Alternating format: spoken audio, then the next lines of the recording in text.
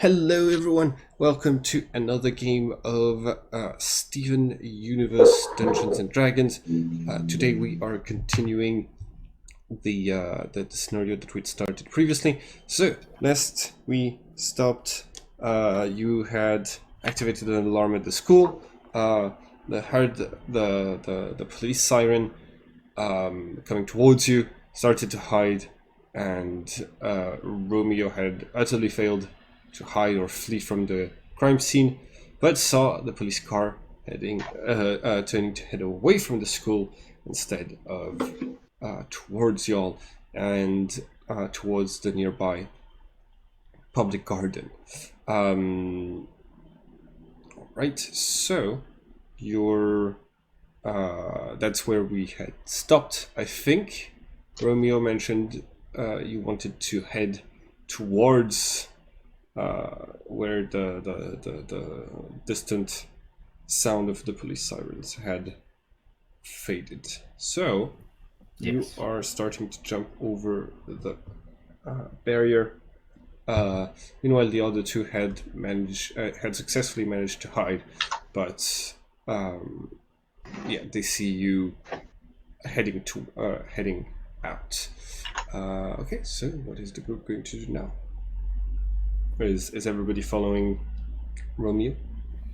Romeo would yell back to wherever they had hidden, and which says like, "Bigger problem than us, bigger problem than us," and then he just starts.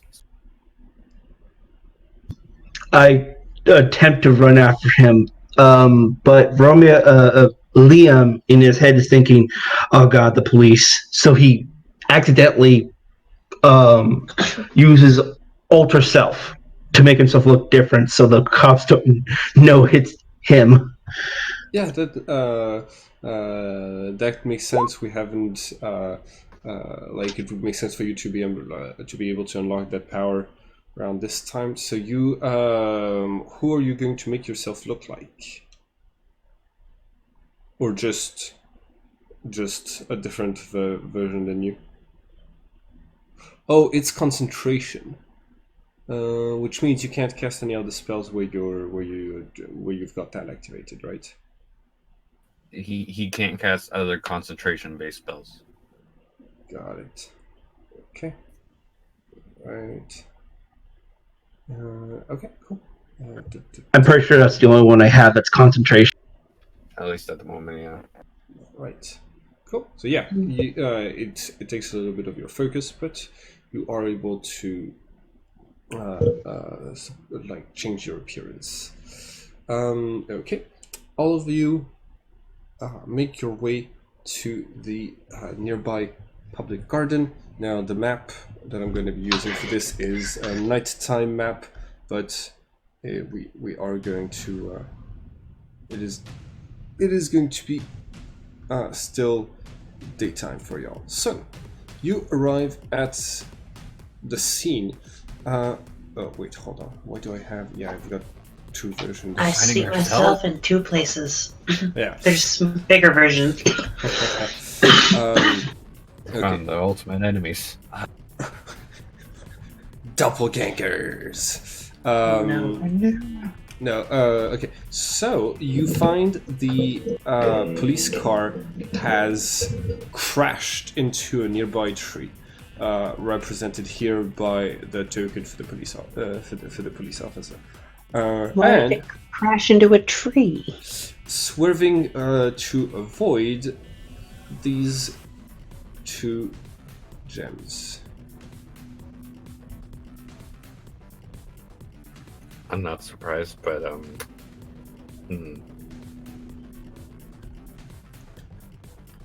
Right, these two corrupted gems. So, everyone. Okay, so we're gonna say that despite some of you running faster than the others, you all arrive at the scene around the same time. So, I'm gonna need everyone to roll initiative. If you do so while selecting your token, it will automatically. That's what I'm talking about. Fuck you, Romeo. it's the only time I roll good initiative. I think this is one of the 4 times in the past 2 years I've rolled an initiative of 20 above.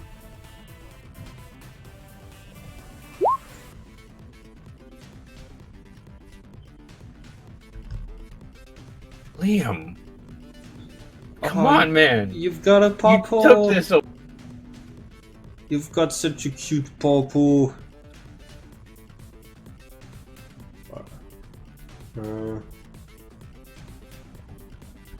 Alright, descending initiative. Liam, you are the first to act. What are you going to do? How am I faster? Okay. By 1 point. Because we all rolled 19s on initiative. Yeah, wow, all of you are really in sync in terms of rolling initiative. Okay, so yeah, Liam, you're the first to act. What do you do?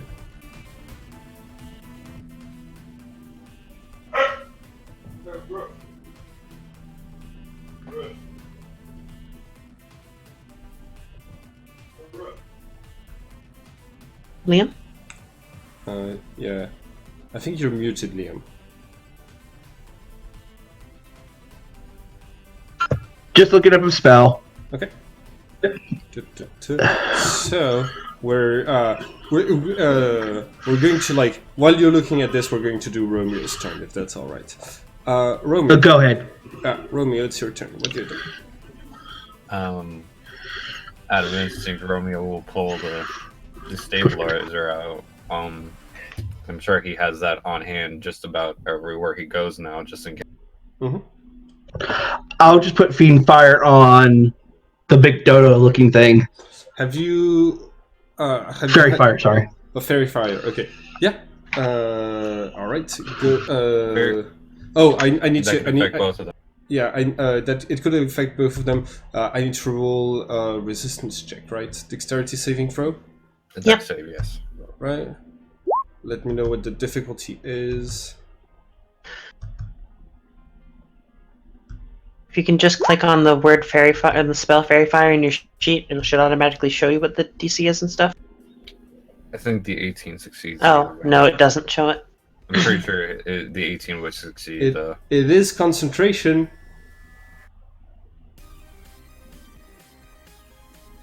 Which means you can't have alter self going at the same time. Yeah. By the way, the police person is absolutely unconscious at the moment. You're still muted, Liam. If I see that, then I'm just like, oh, he's unconscious. Okay, I'm good. I just drop it, and then I still cast it. Okay. You still cast Fairy Fire. Okay, cool. So yeah, your gem glow. 13. 13. Okay, so it's going to affect this one, but unfortunately not the mermaid-looking one. It's more yeah. Okay, so all of the attacks against this creature have advantage now. Romeo, it is your turn. What do you do? Romeo will, being his swift and small self, will run forward and slide between the two of them and move. And then we'll take a strike at the axe beak. I Okay. believe that's what the... Go ahead. Now, it means my attacks will have advantage because you're flanked. They have to be opposite side of me. Like... Well, I mean, they could easily do that, but you know what I mean. Yeah. Okay, go ahead and make your attack roll. Oh, yeah, you have advantage. That is going to be a hit with the destabilizer. And it's going to do ×2 damage because of the... Okay, so that's going to be 10 points of damage. You hit the... you hit it straight in the chest. You see it like make a shout of like pain as the electricity arcs throughout its black body. It doesn't poof immediately, but it is looking pretty rough. All around you. Okay, so it's the other one's turn that is now going to flank you. I'm gonna spend a key point for Oh. 2 extra attacks. All right, go ahead.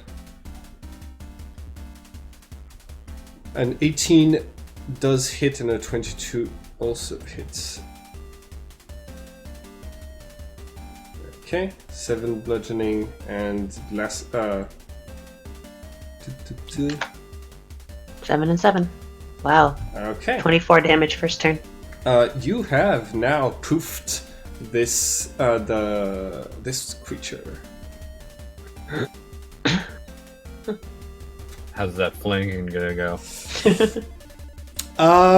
Do not taunt the game master. Suddenly, there was more gems that spawned in. Spawned like amethyst. Yeah. Gems pop out of the ground all around you. Surprise! This is a kindergarten. Okay. God. Yeah. The other one is going to. It says spear here, but it's gonna be more of one of its fin that is attacking you. That's the spirit. 22. Ha ha ha. I Perfect. should have just shut my mouth. Yeah. Okay. So And he that's- rolled max damage. Okay. So that's gonna be 24 points of damage, right? Because I multiplied by 2. Nope. No, you multiplied the dice on a Oh. critical, and it already multiplied the dice by adding a d6. But you don't have any strength or dexterity modifier on that. Yep. My Okay. strength is plus 0. Wow. So yeah, you're going to take 12 points of damage. That's 24 a big points of ouchie. damage. That is a big ouchie. Sorry, I'm sorry, still 12, hurt from 12. pulling.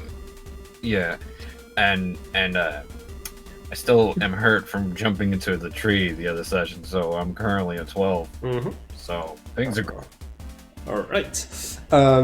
Angel Oral Quartz, you're still a little bit away from this whole situation, so you are noticing something strange. There seems to be a fog rising pretty quickly all around where the fighting is happening. A kind of strange mist. What do you do? Holy fog! Better be careful and pay attention, otherwise I might miss what's going on. Oh. I'm shame. gonna quickly run up to this thing, and I'm going to try and attack it and poof it before the police officer wakes up. All right. And then I'm gonna be all like, "Oh no, police officer, you got into an accident. What happened?" That's the plan. Okay. Found the police officer hallucinated the monsters and just everything. Okay, let's go. Anyways, I'm going to make a summon my sword and make a two-handed longsword attack at this thing. Okay. Normal swing. That is 21 hit. Yeah. Minimum damage. Okay. That is From still like a pretty decent chunk of my life points. So I had. Yeah. All right. Okay. All right. That is the end of this creature's turn, and the axe beak doesn't have a turn anymore. So it should be a new turn, but a new challenger is entering the game. So out of seemingly nowhere, a blue shape is going to appear within melee range of Liam. Just like not out of thin air, but out of the fog that's been rising around you, and it looks like this.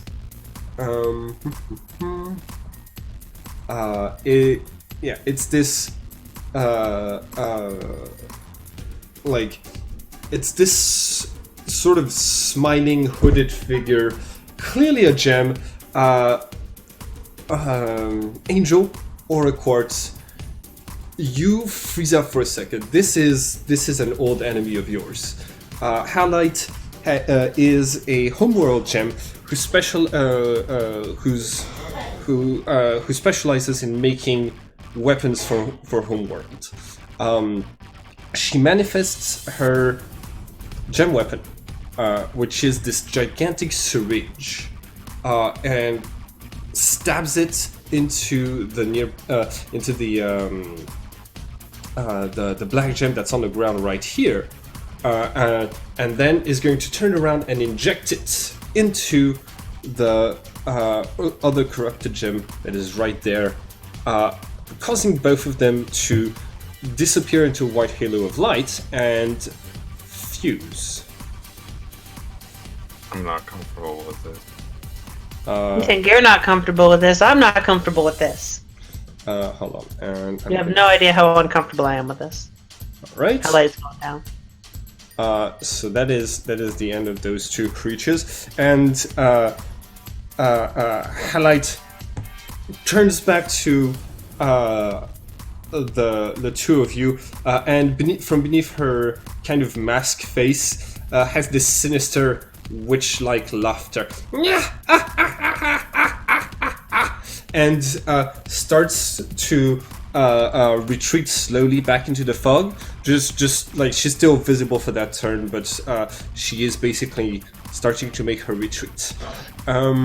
So now, Out of curiosity, is she actually moving away from me? no, not yet, Okay. because I know that would trigger an.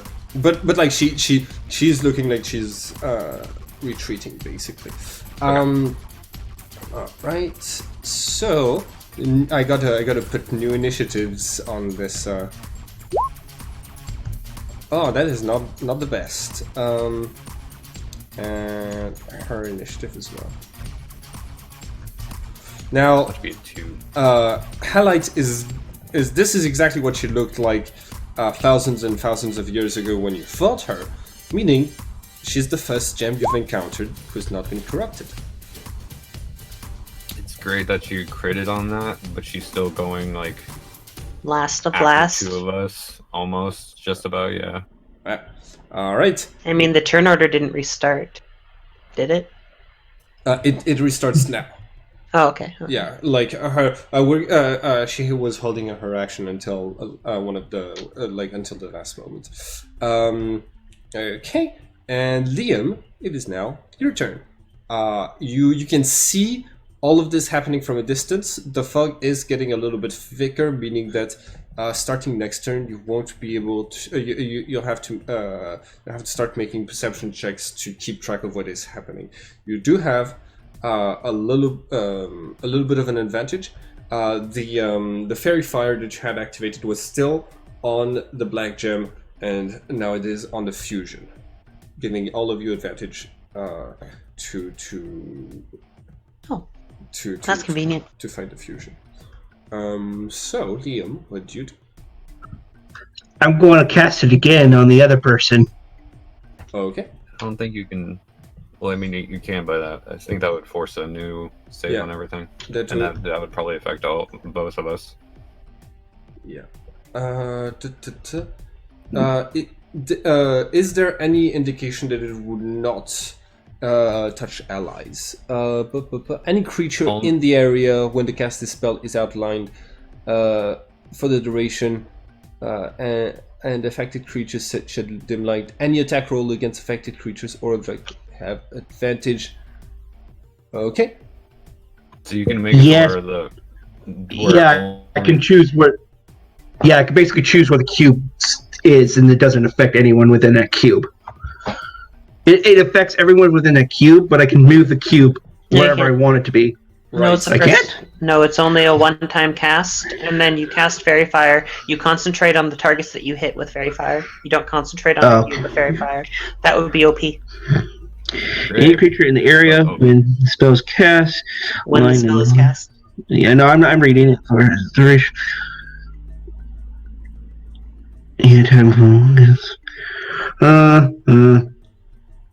At no point does it say you can use a bonus action or any action to recontrol the cube or remove the cube or Oh do no, anything I with wasn't the saying. cube. I wasn't saying like that. I was. Try I to just drop thought I- it and then recast it again. Do you want me guys to do that for that one? Because she might be a bit more. That's up to you. The 'cause thing we is- have one Yeah. current thing. Based on the positioning, you're very. If you want to hit both of them, you're very likely to also. You're going to get Romeo as well. I was probably just going to try to recast it on her because she seems a bit more dangerous. Yeah, but there's also a chance that she just completely avoids it. Then we don't have any of them. Yeah, okay, I'll leave it. I'll just do vicious mockery on her then. Okay, what do you say? Let me see. How dare you attack us like that? Vicious mockery. Okay. So vicious, so mocking. Wow. The mockery was so. That's healing touch. Did you Perfect. Did you add one specifically to your attack? You're muted again, Liam. He's on push to talk, I believe. Yeah.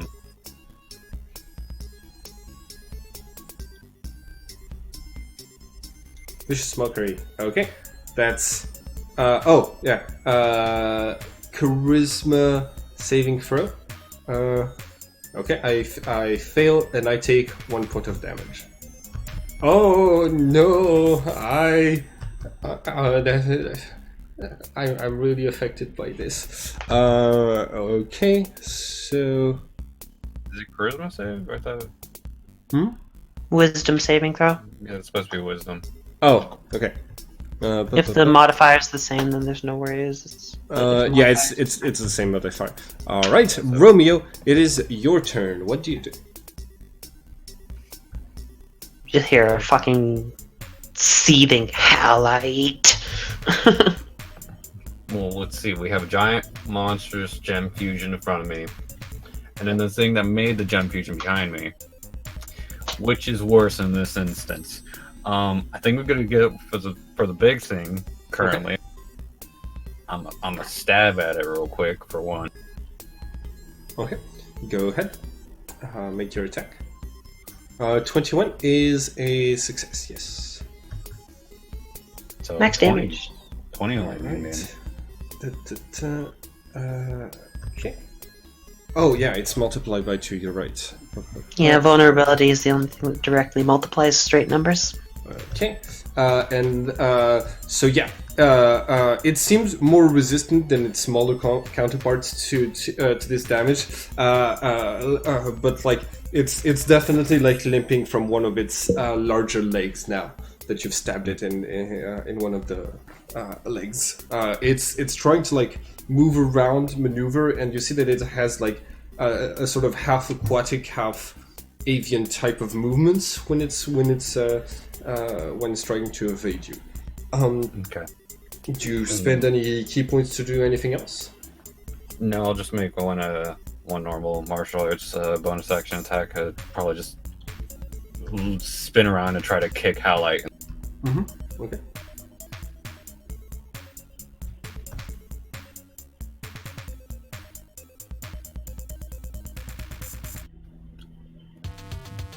What's wrong? Nice. That's what you get. You get what you deserve. And then you roll minimum damage because you talk shit. 7 points of damage. Yeah, you kick it back. It growls at you. It definitely sees you as the most annoying target at the moment. Okay, a quick question. I only have like one action per. You have a move action, meaning you can move up to your creature's move speed. Mm-hmm. You have a bonus action, meaning you can activate anything that operates on a bonus action. And then you have your main action, which can be used to use a dash, disengage, or attack, or a spell, or a multitude of other things. Okay. So yeah, Halite turns invisible, and you no longer see her. And so you also don't know what she is going to be doing.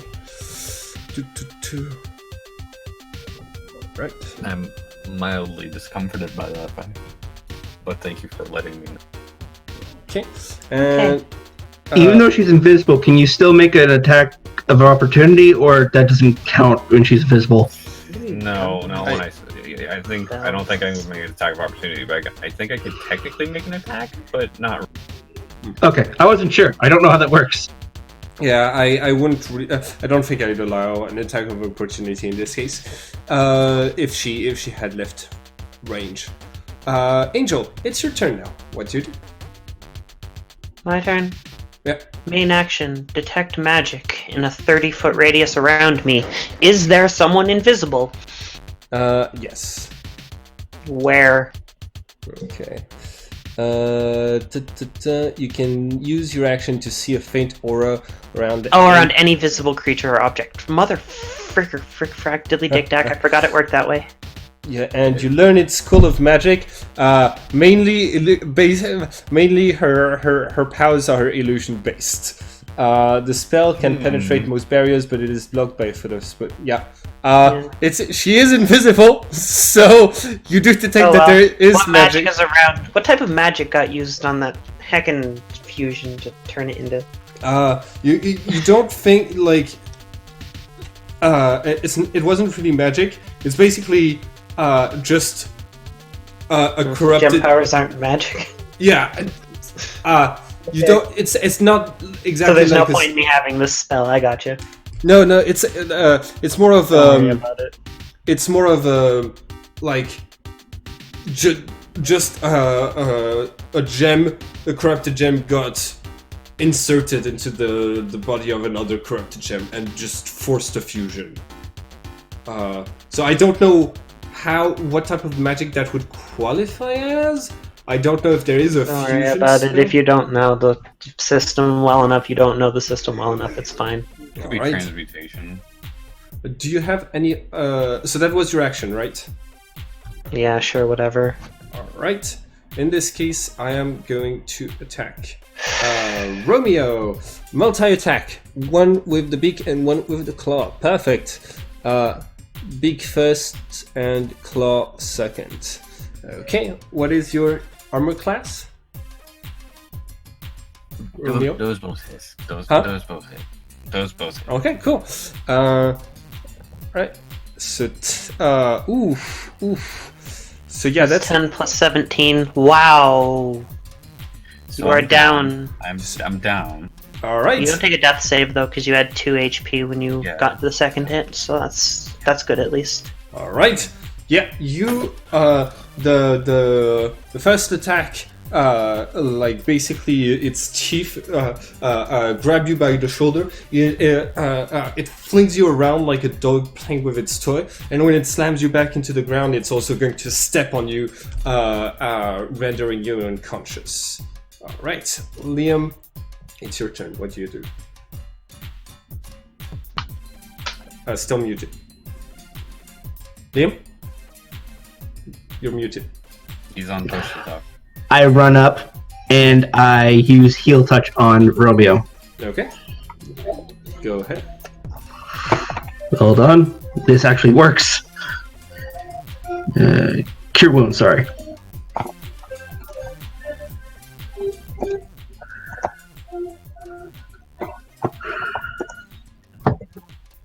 Can I use one of my level 2 spell slots for... Yeah, you can always cast a lower level spell with a higher level spell slot. Cool, I'm doing that. Okay, so that's 8 life points back. What? So, oh, sorry, 11. I see 11. Yeah, sorry. 8 was the roll. Okay, so Romeo, you are back. It's actually not 11, it's 17. Because the higher level cast, if you look right above it. Oh, it says 11 plus 6. Higher level cast does an additional 1d8 versus per spell slot level you upcast it with, so. Gotcha, 17. Okay, so yeah, you regain 17 life points. I believe that means you are back to consciousness.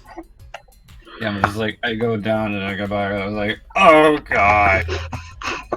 You okay, man? No. How far did I run? I think it's like 20 feet from where you were.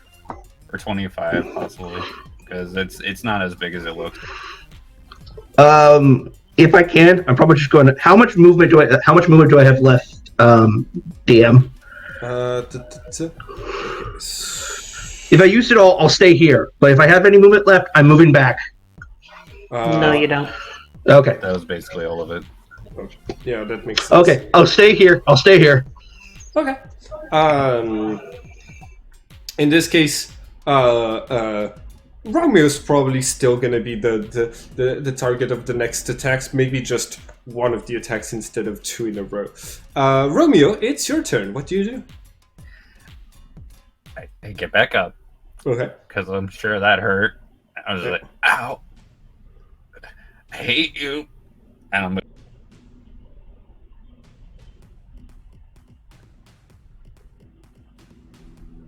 Stab it.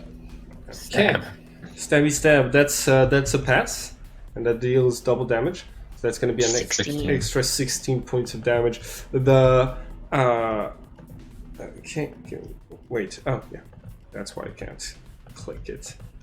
I still can't. Oh no, that's why I can't. I was on the wrong layer and with the wrong tool to click it.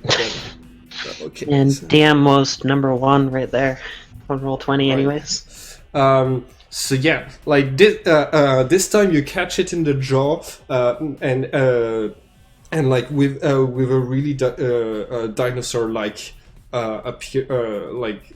scream, it basically like hisses at you, and it's still as if promising more pain where that came from. Well, there's more pain from where I came from. I'm gonna spend a key point and kick it twice because in the heat of the moment, I nearly died. Yeah, go ahead. In the heat of the night, we are having a fiesta. We'll dance into Oh! More pain. That's a 6 plus a 6. That's another 12 damage. Nice. Okay. Yeah, I am not looking too good at the moment. But I'm still conscious. That's 40 points of damage. Well, actually, Hey. yeah, almost 40. Guess what I can do after I've done the flurry of blows? I'm a move. Wait. Does that? Oh, are you I have the disengaging? benefits of a disengage. I have the benefits of a disengage after a flurry of blows. Okay. Yeah, as a result of his drunken master styling. Nice. Yeah. So you're dodging around, dodging away. You're getting the hell out of here. In this case, the corrected gem turns its attention to Liam, the healer, who obviously was the cause of the healing and the new flurry of punches. But I'm in danger. but Angel, you are acting. You can act before it does. What do you do? What do I do? Oh, I'm just gonna look at this thing and be like, I should summon my shield. Summon my shield, and then I'm gonna whack it. Okay. One-handed with a longsword. It's on fairy fire, right? Yes, you have advantage. Yes. Good thing, because I needed it. Does a 19 hit? 19 does hit. Sweet. Okay, I am going to Divine Smite on this attack for an additional 2d8, because I roll minimum damage every time I attack. But I roll well on my smite, so that's 13 points of damages. 13 points of damages. Alright, so, you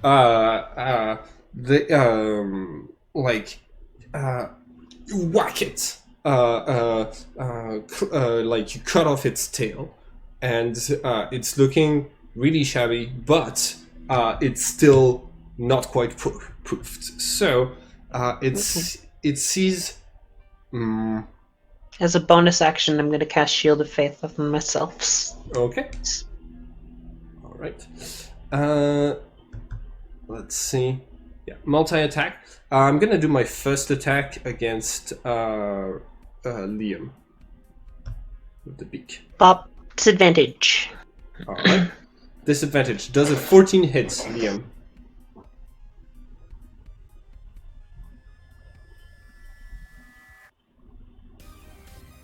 Liam, you're muted. My armor class is 14. Tie goes to the roller, so that hits. Okay. God damn it. 10 piercing damage. That's not bad. Could have been worse. I have 22 HP. Okay, since you're not down, I am using my second attack against you. That is going to be a hit. And 11 slashing, you have 1 life point.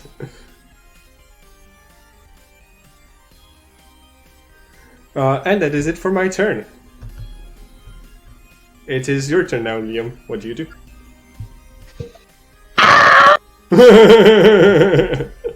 Appropriate response, yes. I know, right? I really wish I had something to hurt this thing with.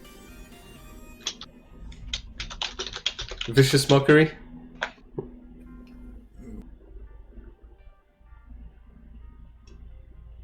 Oh, you summon your rapier. You are at an advantage because of Verifier. So you do hit it. Go ahead and roll your damage. Okay. Damn, I actually did good. Did I poop it? I'm sorry, it's at 1 life point. Okay. Romeo, you're still away from the creature, but you can basically see that like it swatted Liam and it grabbed it in its beak and basically sent Liam flying into the air. When Liam came back down, he stabbed it with the rapier. Yeah. Romeo, finish it off! What do you do? Well, seeing the pain that Liam was in and seeing the situation at hand and seeing that they're so close to being poofed, Romeo's going to run up and use the bench and jump up and try to just stab it in the face or whatever you would consider that head, I guess. I don't know if it has a face. Go ahead and make your attack roll.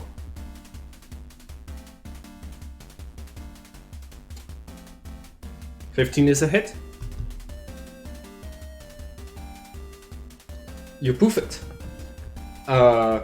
You jump heroically on the bench. You bring down the destabilizer. It screams and its body vanishes into a puff of smoke as the 2 gems fall onto the ground. The mist is now fully formed, and from an unknown location all around you, you can hear the voice of Halide saying, "Good, good. Well, it's gonna be a bit more difficult once I've gotten more gems to fuse together. You'll have to do better than this. Yes, yes. Angel, I suggest you train your little humanlings. I suggest you fuck off. I was gonna use a real bad word there, and then I remembered we're streaming. I will until next time." And the mists part, and there's nothing there anymore. There's Mumble, coward. She's always like that. Yeah. Never fights fair. Yeah. Ow. You good? Ow! Both of us! Ow. Yeah. Which one of you looks more injured? Liam. Liam. Go to Liam, and I'm gonna be all like, "I'll be healed," and pour 10 points of lay on hands on you. Okay. Thank you. And then I'm gonna also go to Romeo, and I'm gonna be like, "Do you want a little bit of gem magic too?" I'm good right now. Just bubble those things before Yeah, they could I- decide could to I- get back up. And I just bubble the gems and Okay. bleep. And yeah, you send them back to your room. And as this is happening, you hear a groan from the crashed police car, and the door opens, and stumbling out, you see Joseph Connor, the local policeman, with an actual gun. It's just that this was the best Steven Universe image I could find. Okay, Leon. He looks awful pink to me. Yeah, Pink diamond! Uh, Run at him with my sword. No, I'm just kidding. I don't. Ooh, I forgot. It's alright. Alright, cool. So. I approach him and I'm like, "Oh goodness gracious, sir! You appear to have been in an accident. Are you okay?" Give me 1 second. I'm trying. /R, not .r. Yeah, I'm trying to perceive. Okay, Liam. He sees me. He sees you. He gets up and like you hear some grumbling and a very southern accent. What? There were two people disguised as ostriches right in the middle of the fight. Where are they? Sir, you've just gotten into an accident. I believe you may have some slight head trauma. If I recall, that has a little bit to do with your brain, because it's head trauma. And as a result of that, you may or may not be remembering things that are not real. Roll deception. Why would there be people dressed up as ostriches in the middle of the street? Roll deception. I get advantage on that because realistically believable. Realistically believable. Swing. Didn't need it. 18. Yeah. He like seems to think for a moment and looking around says, there was an emergency, some disturbance here. Don't see anything. Wow. Do you think perhaps there was like a mugger or something? Did you see a mugger? No. The only person I've seen that looks dangerous here is you. And I finger gun at him. Why were you driving in a park anyway? Yeah, these look like walk paths, not driving paths. It was an emergency. Listen, I don't. I have to get back to the station. It's almost time. All right. I'll. Sir, I think you should go to the hospital. No. This is very important.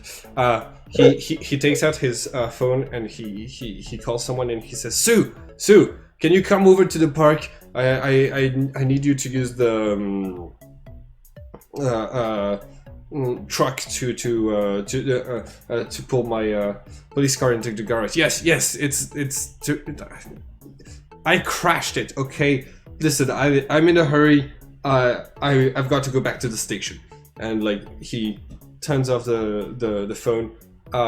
Like takes one look around to make sure there isn't anything like bad happening. And then he's just going to head like back where the car came from. It's almost time for what? We're gonna follow him. You follow him? Yeah. Okay. I'm not stealthing or anything, I'm just following him. All right. If he notices me, that's on him. Yeah. As he passes by, I at least try to hide my face. I think I think that unfortunately, like he noticed your face the first time that you were trying to hide because that's what was peeking out of the bushes. I see. Yeah, but he's off. Okay. So you're trying to follow him. I would like to ask you an athletics check to see if you're keeping up with his running. He seems very much in a hurry. I would like to say I'm probably following at least Angel, just because probably not the best thing to have a fusion just wandering about without supervision. No offense. Okay. Human world. I don't and need whatnot. supervision. So I'm going to need you to roll athletics as well. I'll follow. Okay. Roll for athletics too. Endurance check. Oh boy. So yeah, Angel, you're able to keep track to stay on the cop. The other two, they outrun you. So you both You're know. pretty injured. Yeah, you both know where the police station is, but you're kind of both limping and trying not to move too hard or like worsen your injuries. Angel, you make it to the police station, and it's not a very big building. It doesn't seem like there's a large police force in Hillstown, and there's a front desk, and right above the front desk, there's a handmade instructions panel that says rule number 1: don't get in the way of the Minotaurs. And you find Joseph sitting on on the front desk, like it's basically like just like a window in the wall, turned around, and he's watching intently some sort of device that is projecting light and sound. Oh, it's just like a little display pad. Okay. What is it projecting? It's turned away from you, so you don't see what it is projecting, but you do hear chants and cheers coming from the device. Do you make it up to her? Do you make it to her yet? Not yet. Is there anyone else in the building currently aside from him? You don't see anybody else. What about the person that he called? Someone who's in charge of like an automobile repair shop nearby. Oh, okay.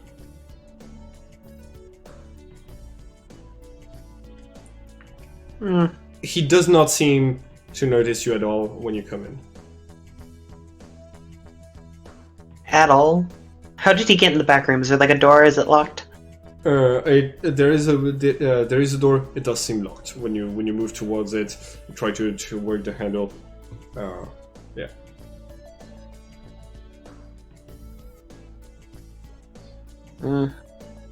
No point in being here then. Whatever, I'll leave. Okay, that's when the other two catch up with you. As you're exiting the.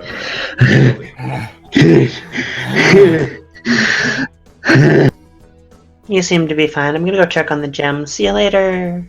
And I walk off. Why do you do this? What was he doing?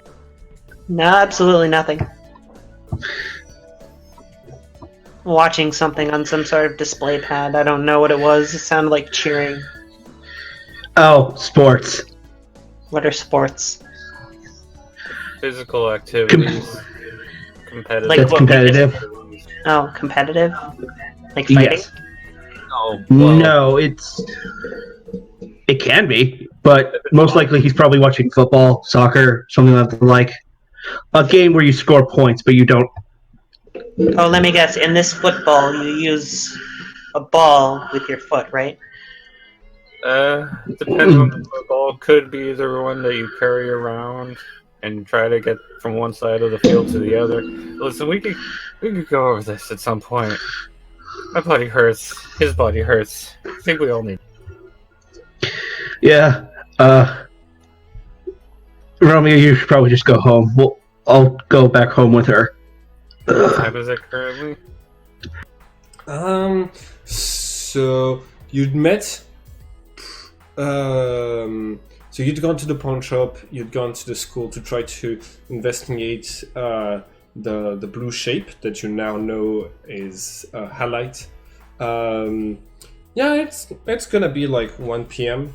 You haven't eaten yet, but you're that might not be the most worrying thing since you're since you have like torn clothes and wounds that I mean, like, they're pretty manageable at this point, thanks to the adrenaline rushing through your veins, but you still, like, that was a rough fight. So I look rough. Mm-hmm. I actually might go to his house and patch myself up before I go home. I think I need to get some new clothes before I go home. Sounds good. All right. So you are heading to Romeo's house.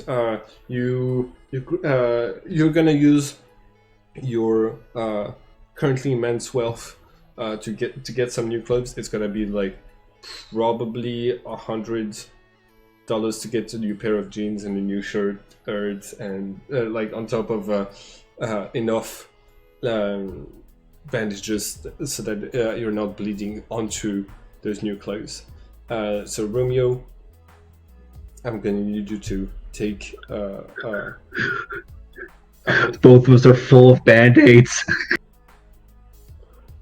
Since Romeo's injuries were more on his body, the clothes are able to hide them decently enough. What do my wounds look like? Emotional. No, but seriously. So basically, like, you got swatted in the shoulder, and then you got picked up by the beak, probably on your, it was probably around your belly area and thrown up in the air. Okay, so that's where I got my wounds. I should be alright. I just need to get a new shirt. That's about it. Could probably get one for like $10. Or hell, I could just I'm fine. I'm just gonna patch myself up at Romeo's house and go home. Okay. You reach Romeo's house, find that there are no cars there at the moment. You enter to find the house empty. Oh, thank God. Oh, all right. Do you think Angel is gonna make it back to your place without any issues? She should be fine. I just followed the same path that the vehicle took. It will just take me longer to get there. Mm-hmm. All right. Angel feels like she needs to walk right now. Gotcha. Are you going to do anything specific, or just head straight home and check in on the gems? Just heading straight there, checking on the gems, thinking about stuff as I go. Okay. I'd actually, out of curiosity, was Angel leaving from Romeo's place like after they had gotten there? No, Angel left at the police station, I think. police station. Alright, I was just curious. Yeah. You make it all the way to the farm. Check in on the room that is reserved to the attic, and find that all of the gems that you've bubbled so far are accounted for, are there. So I believe that's that's the 1, 2. I think that's 5 total. Hold on. Where are? Wait. Oh yeah. 1, 2. The basilisk, the face spider. Okay, sorry. No. You didn't get the basilisk. You got the face spider, the grick, and the 2 new ones. Hmm? The And 2 so, new ones. You've got 4 pink bubbles floating around in your room, all safe and sound. Nothing seems to have disturbed them.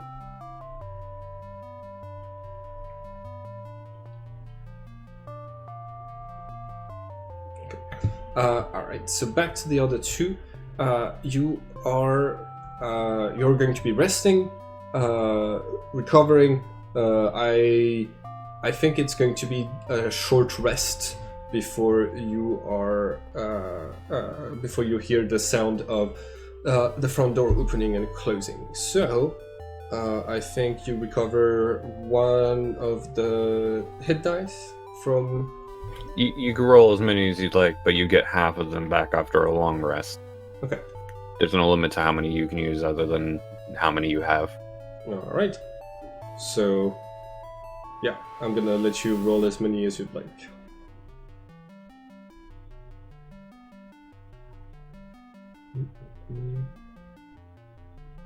Oh, I would only need those first two. Never mind.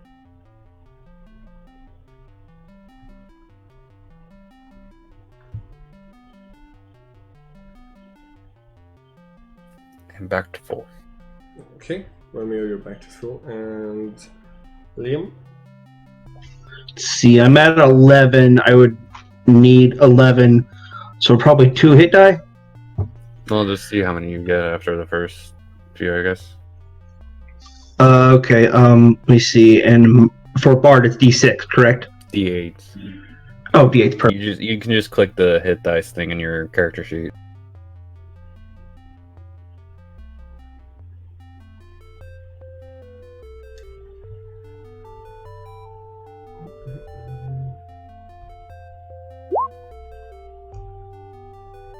Five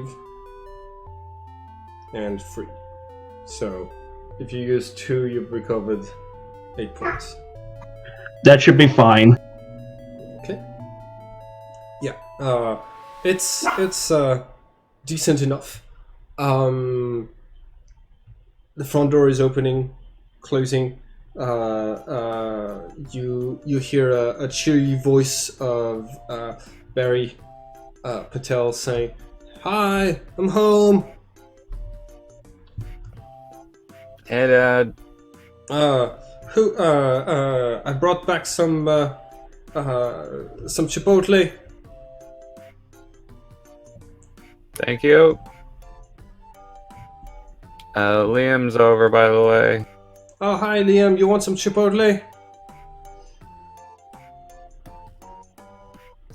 Sure, I'll have some.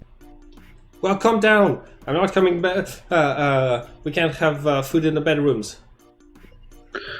Liam walks down. I assume Romeo comes with. Yeah. All right. Yeah, you're gonna have a nice, it's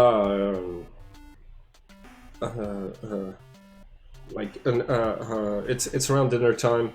It's a little bit earlier than dinner time, but yeah, like he basically has brought leftovers. He said, I got let off of work earlier today. We took care of all of our patients, and we basically Susie was filling out all of the paperwork. So I was told I could come home early, spend a little bit more time with the family, and I was glad to take that opportunity. Yeah. It was a. You okay? Rough day? Yeah, just sore. You've been training a lot for that tournament? Mm-hmm. Wow. I am so proud of you, seeing that you're taking this so seriously, and how much effort you're putting into this. Thank you. All right. Liam, are you also going to be participating in that tournament? You're hanging out a lot with Romeo during those training days. I'm not quite up to his level, so I'm mainly just helping him train. Well, I might come from one of those and participate in one of those training sessions, seeing how y'all are doing at some point. Well, maybe a day when you're not sore. Yeah, that sounds great, Dad. Bleeds out his mouth. Anyways, I got a new batch of laundry to do. That new washing machine.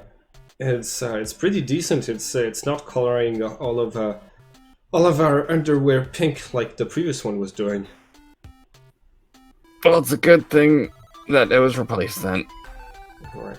Silver linings and whatnot. Hey, after I'm done with that, do you want me to run to the pharmacy, get some ask them if there's something against soreness that I could get you? You really look like you could use a little bit of that. No, I think I would rather just let it heal naturally. That way my body gets adjusted to it properly, you know? Just might go on a walk just to distract myself. I wouldn't mind some of that. All right, I forgot you'd been training together. I'll get you some. And so like yeah, he's gonna launch the laundry and head back out to the local pharmacy. Did you just ask my dad to get you medicine? Yes. Okay. Back in the farm. This is gonna become a regular thing. I need to hide this from my parents too.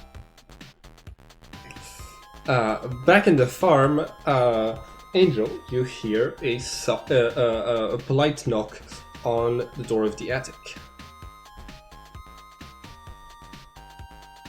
Oh. Who's there? So it's Fred, who's basically just like opening the door when you say who's there and say, "It's me. Hi. I went to town and I thought so I talked a little bit with the person at the comic shop, and as a thank you for what you're doing for this town, I thought I'd get you some things other than the ones that I already own. And the person at the comic shop suggested these two superheroes for you. And he's going to hand you a comics that feature Firestorm and comics that feature Moondragon and Hellcat. Cool. Yeah. I'm gonna look at him. I'm gonna say, "Oh, thank you very much. I really appreciate this. I will take care of them very carefully." Right. My wife was also out shopping, but she went to a very different store. Anyways, I gotta go and make sure everything is that she's not stressing out too much. But yes, this one. Before I go, this one is about space adventures of magical lesbians. And so this is Moondragon and Hellcat, and this one right here, Firestorm. It's a superhero who gains powers by who has the intellect of a scientist and the strength of an athlete who fuse together to get their matrix powers. I think I thought you'd find these interesting. Anyways, I'm gonna go back downstairs. You enjoy these. I definitely will, and I immediately start reading them. Okay, which one do you start with? The last one, or the second one. All right, you start with the Fusion. Firestorm comics. Cool. Yeah. So that's gonna take a little bit of your evening. You are going to hear a sort of one-sided conversation indicating that somebody is using the device known as a phone. Like a few hours later.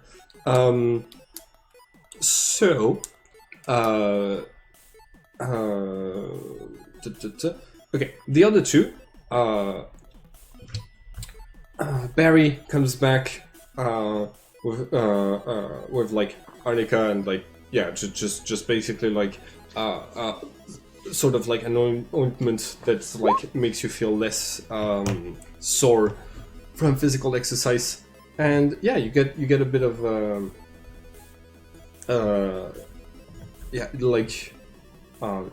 I'm not gonna say it counts as a healing potion, but yeah, you're starting to feel a bit better. As you're like in the bedrooms upstairs, just like hanging out, recovering, you're gonna hear the phone ring from downstairs, and Sophia, your mom's voice, Romeo, saying, "I've got it," and conversation ensues. While that's going on, I'm probably going to just start leaving because Yep. I don't have anything much else to do. So I'm just going to say to Roman, "Yeah, I'm going to get out of here now. See you later. Tell us if anything else is any of the other corrupted gems are around. I'm gonna go rest at my house." Give me a second. And Romeo's gonna go to his parents. What day of the week is it? If you had an idea, like, is it the weekend? I am not keeping track of those. It's All still right, it's still summer vacation, so it's still. Oh, okay. Yeah. Romeo will go to Sophia and Barry. So Sophia is still on the phone. Go to Barry. Like you hear her. Like she looks at you. She looks back at the wall, and she says, "Could you repeat that, please?" Yeah, you head to see Barry. Barry is like right now he seems to be reading like a medical file. Like he's still doing work despite the fact that he was like told that like he didn't have any more work to do for the day. Yeah, what do you do? Hey, Dad. I wanted to ask if I could go over to Liam's for tonight. Sure. Where does he live? Your mom's gonna want me to write down the address. He lives on the farm.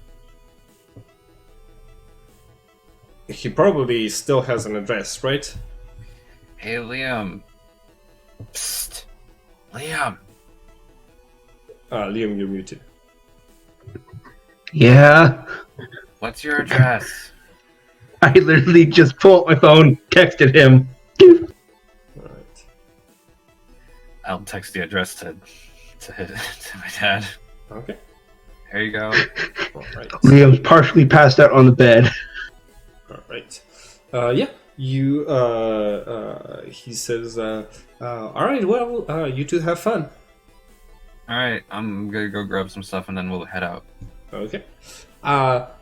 You head out. You take the bus. You head. You drag Liam with you. Yeah. I'm the one that's sore. Why am I dragging you? Yeah. You're back to full life points. Well, I'm full of life points. I'm just sore. I'm not full either. I have a few points off, but I'm squishier than you. You're at least somewhat used to fighting. I'm Okay. So yeah, you head to the farm. You take the bus. You get there. You get there to find Kumina Hayashi. She has a sort of like large duffel bag on the what's it called? On the dinner table, with military camo patterns on it. And when you arrive, she sees you, Liam, and she's gonna say, "Oh, you're back, finally. Well, since you're going to go about on dangerous business and your friend Romeo got hurt, I thought I'd get you this." And like, she takes out a Kevlar vest. Oh, thank God, thank you. Oh, it's gonna be nice. I've had a few close shaves here and there. Actually, today, specifically. Oh. Flashes back. Well, I'm glad that it was close shaves and not actual wounds. You seem to be doing fine. But yeah, here, try this on. I got a shirt with me when I went shopping with your dad, and I used one of your shirts to make sure it was your size. Romeo, I had to evaluate your size. I got you one as well. I called your mom earlier, and she seemed a bit confused when I mentioned why you'd need one, but No. Oh, she isn't. No, she is. I literally she doesn't know. Oh no. she knows now. Oh no! And I Romeo, can't go back. Romeo, You're gonna kill me. No. Romeo, like you realize your phone's been off. You turn it on, and you have 27 unanswered. Oh god! Oh god! I put my hand on his shoulder. I'm sorry. I'm dead. I'm a dead man. I'm so dead. Well, She's gonna kill me. well. I almost died today, and I'm more scared of her still. Well, Oh god! admittedly, you might have to move. I'm 'Cause gonna you're gonna- run. No, no. You're going to have to move anyway because of the thing under your house. Shut up! Don't talk about that. Don't tell her. You didn't tell her about that, right, ma'am?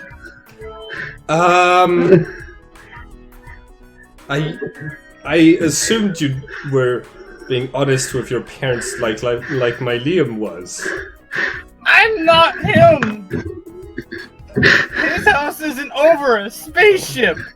Okay. She comes over to you, puts her hand on your shoulder, and says, "Listen, it's better for the truth to come out and to communicate with your parents and to be honest." Alien spaceship under our house with aliens that could kill anyone. Yes. That doesn't seem. I don't want to leave this town. I like this place.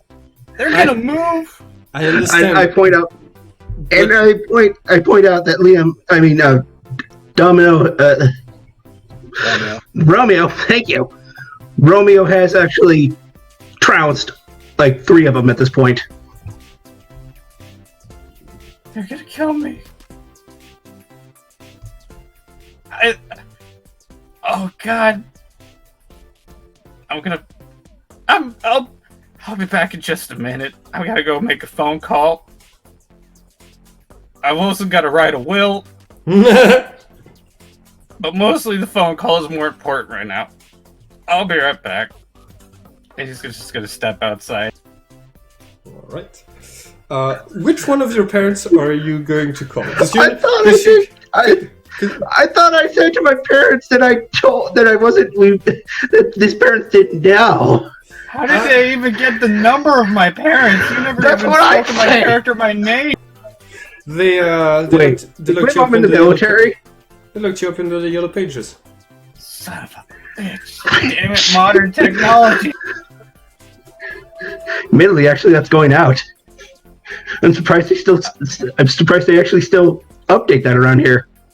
You call his dad first. Okay.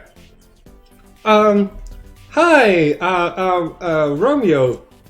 How is she right now? Um, How is she? Just be honest, Dad. she's got a little bit of steam coming out of her ears. Listen, I'm hoping this is all a big misunderstanding, and No,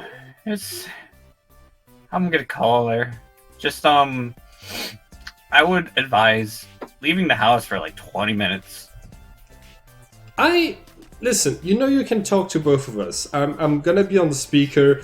Here, I'll put her on speaker, and No, Dad, don't you dare! I'm gonna have to call her directly because I'm sure this is gonna be a lot more. Both of you sit down in the kitchen or something. okay, I'm gonna get us both to sit down in the kitchen, and we're gonna talk this through, and we're going to figure it out. Hey, yes, it is him calling. Yes, I'll put him on speaker. You hear Dad, the voice. I missed 27 calls. You hear the voice on the other side. A voice saying, "Oh, he's calling you, is he? He's calling you after getting so many missed calls from me, huh? I see how it is." Oh. So this is on speaker. Yeah, it's on speaker now. Really quick, I'm going to do an intelligence roll to like write out a synopsis of what's going on It's like, for Liam to like read off, like what's gone on since we met. Like a little. He's just just writing a summary of their. Okay.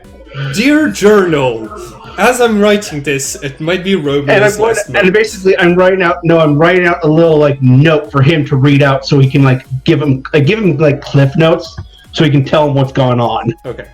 You know what I mean? I can probably summarize it fairly easily. There's only been like 3 or 4. Okay, good. Okay, if you can, go ahead. All right. So you start a conversation that is the equivalent of 8 vicious mockeries. At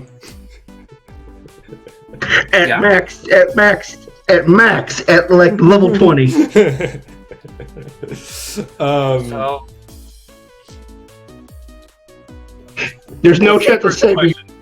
No, this is going to start a conversation. So what's the first question? Let's just get it out of the way. How have you not told us about this?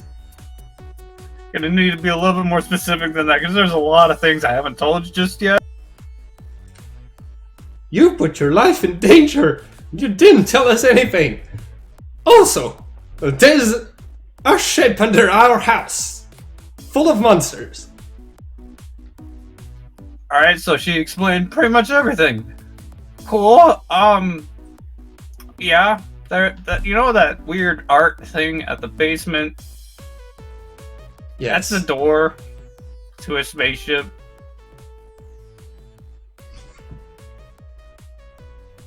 Alright, you are coming home right now, and you are grounded. You're not leaving your bedroom until further notice. We're gonna have a talk when you get here. We're gonna have a talk. But I'm going to need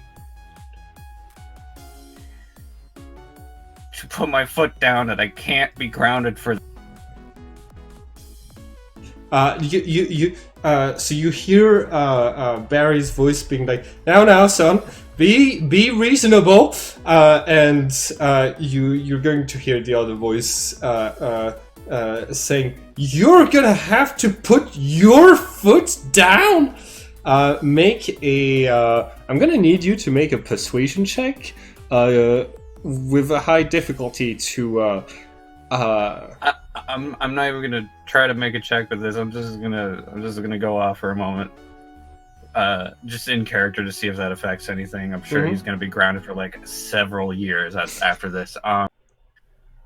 Yes, I'm going to need to put my foot down because what I'm doing is saving people at the risk of my own life. Yes, that's why I've been so sore. That's why I'm trying to do training more. In fact, I haven't even gone back to the master other than like 2 times to talk to him and like show off a bit of training to Liam and Angel. Everything has been involving those gems, involving those weird aliens, because I'm trying to protect people. I'm trying to do good, and I'm trying to do something good in the world. It's not your job. You let Joseph Connor take care of stuff like this. He got in a freaking accident and was unconscious and could have died today. Well, you saved him. Well, you're going to get into an accident as well if you don't come home right away. Okay, so, Marceline, are you doing okay? I just threw up. I'm fine. Okay. So just as a summary, it's Liam's parents brought a Kevlar vest for Liam and Romeo, and called Romeo's parents to know if they want. They clearly would have known that they would not talk about it with other people. It's the question of the day. That's not one of those things that you just, let's talk about with the neighbors, you know? That's a good idea. It's the question of the day, but it's happened and it's going, it's in the canon now. Liam is asking himself. Okay, well, I think that was a bad decision on the DM's part, but whatever floats your boat, mate. You want this to be canon, and it's canon now, so I guess this is gonna fuck up the campaign. Like, Romeo's gonna be taken out of the fucking campaign. Don't worry, I've got a plan for that. Romeo goes inside. So I'm gonna go back home. One, thank you for the thought, Miss Liam's mom. Two, I'm pretty sure that wouldn't even help me because I typically know how to dodge things because of martial arts. Three, if you never see me again, my mom did it. I did not go away to military school. I will hopefully see you all later. It was nice meeting you, ma'am. Again, please never call them again after today, because I'm pretty sure they will want to kill you too. Oh, Possibly. she actually sounded pretty grateful to Silent anger. get this information. Silent anger. All right. Well, if you change your mind, we'll have this. This is gonna put the. Are you sure you don't want the extra protection? I don't know if it would help me. I'm pretty sure it might only slow me down, actually. It's nice meeting all of you. Liam, pleasure working with you. I will see you all later. Goodbye, Rose, or Angel. I might die. Pleasure knowing you. I put my hand on his shoulder. Good luck, man. Pat. Bark. Yeah. I don't think luck will save me here. Angel Law records. You hear you hear that coming from downstairs. You are okay. As for the Kevlar vest, it is going to count as a sort of heavy armor, but it doesn't have any like pre-requirements. Instead, and like it counts as a cloth armor in terms of like how easy it is to wear, but it is going to match your armor class as if you were wearing like the like a heavy armor. I just don't know the stats for those things. What do you... Well, the thing is, for me specifically at least, martial art and everything monk related would it'd be, I would lose all the benefits if I'm wearing any form of armor. Absolutely. I'm saying that mostly for Liam. So Liam, you don't need like any sort of like trait proficiencies or anything else like this to be able to like to use that. Actually probably would help me out a lot because I am squishy. Yep. That's what I thought. That's also what your parents thought. No good deed goes unpunished. All right. So Romeo, you head home, and you are most definitely very, very grounded. Yeah. And told to stay in your room for a while, and that you put yourself in unnecessary danger. And your parents are actually going to. Well, Barry is going to go to the station and try to make a report on everything that's been happening and on this spaceship situation. Unfortunately, since only Liam's hand seems to activate the door to the spaceship, no further investigation is done at the moment under your house, at least not until Liam can be called upon. And you hear your father coming home to say, yes, I know it took me an extra half an hour to find in the report because the Minotaur's game was against the Griffins was finishing up. Yeah, I think he's always watching that thing. Yeah.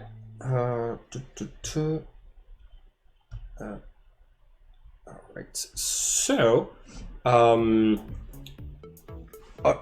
Liam and Angel going to do anything else that evening?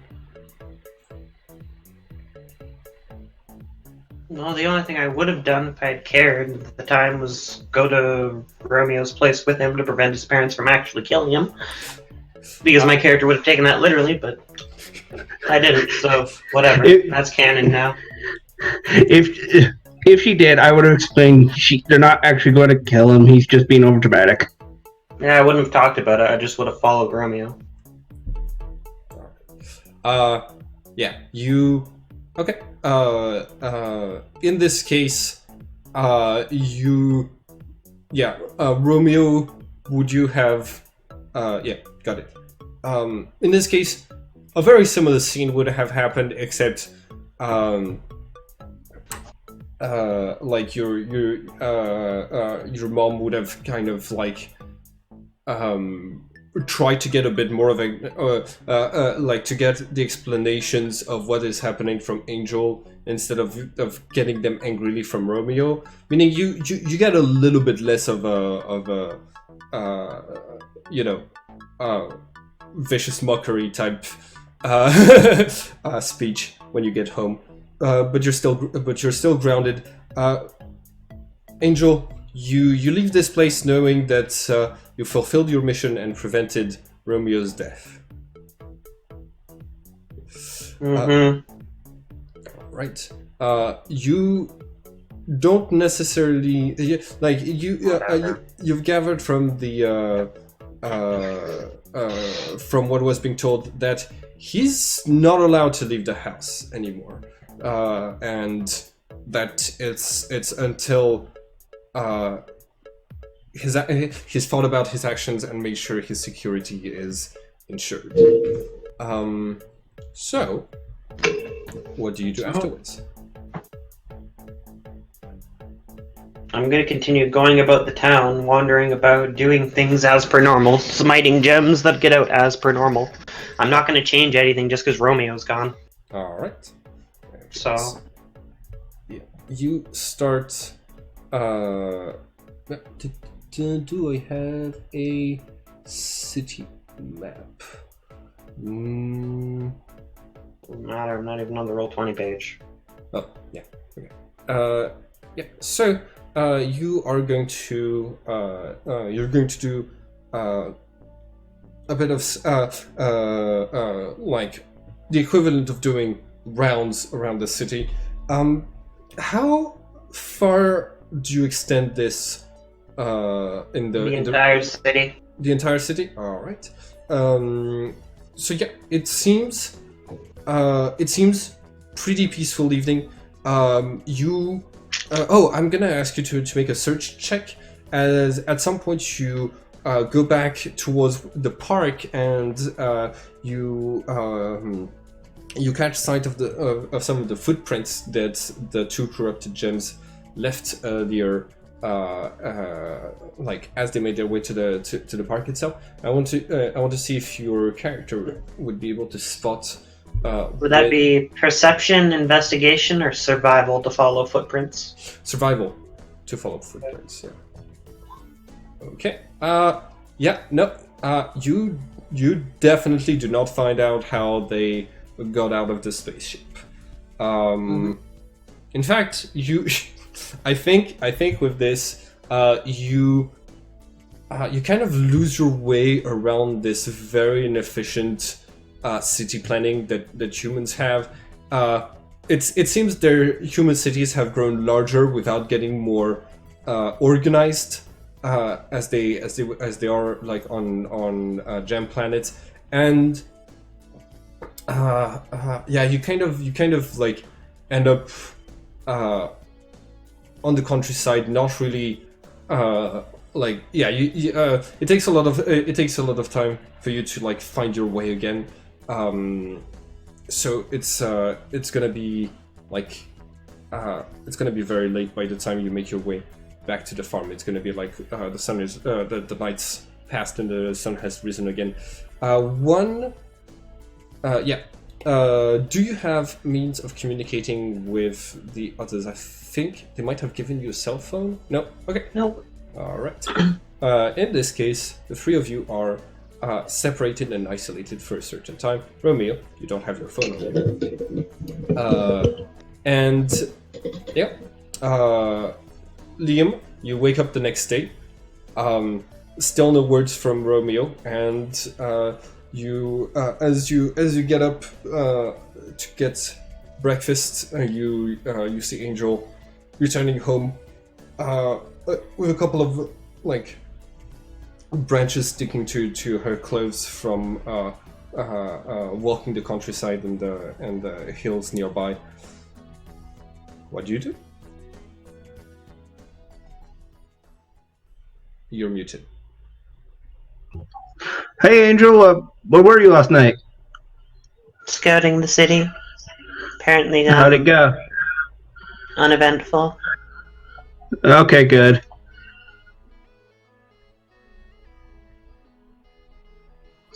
Well, I'm glad you're okay. Do you actually have a way to... Oh, you don't have a phone. Damn. Probably should get you one. Probably.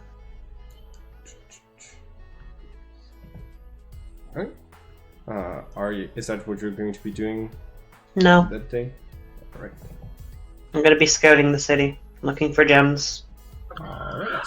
No longer have Oh. access to Romeo's house or Romeo, or the destabilizer, which is our main weapon against the gems. So I'll probably go with her, and at some point I'll probably try to buy like a cheap burner phone. Burner phone, got it. Okay. Yeah.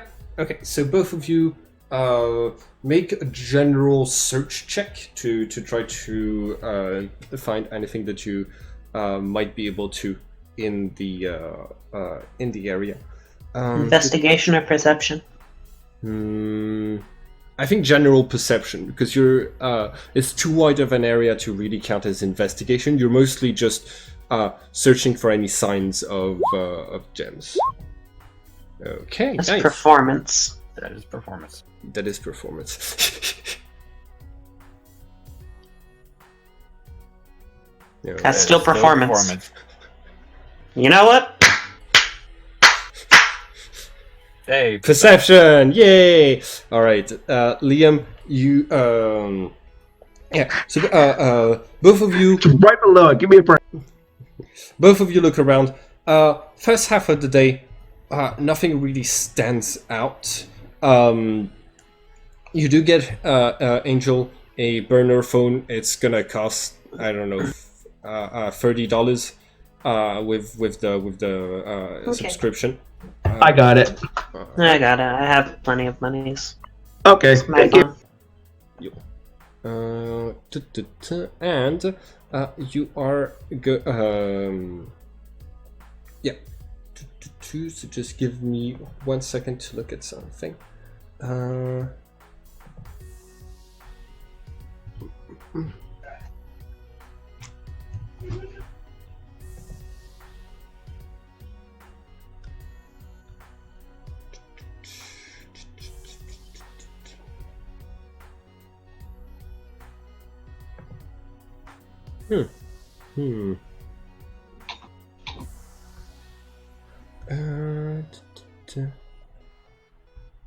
Hey, that's pretty perfect, actually.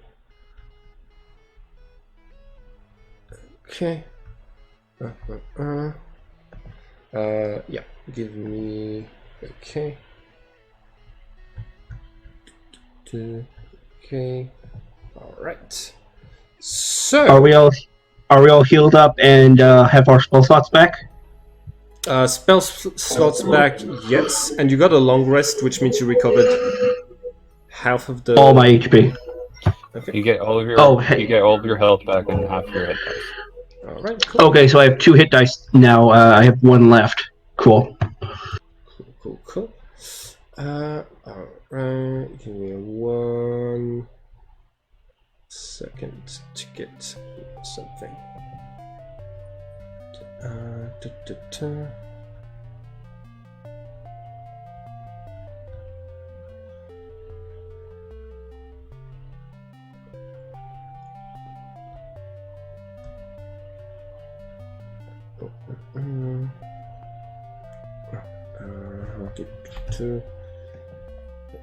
Romeo, do you do anything specific from your room during that day?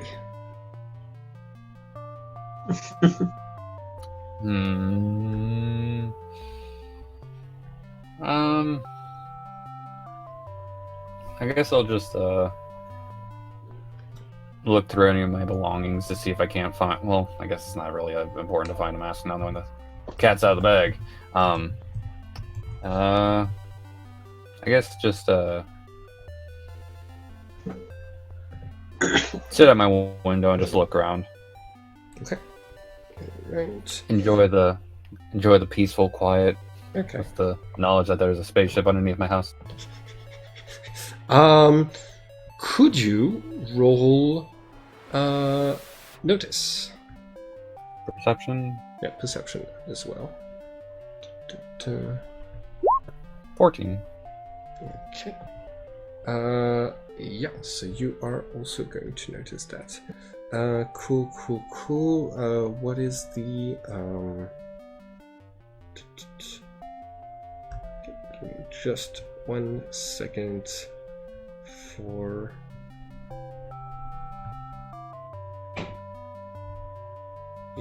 it's gonna have to be right. Right.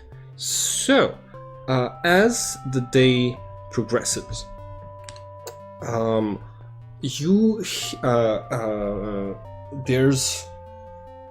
there's a distinct moment around noon when when a thundering crash can be heard all throughout the city of Hillstown. You look you all look in the direction in which it's coming.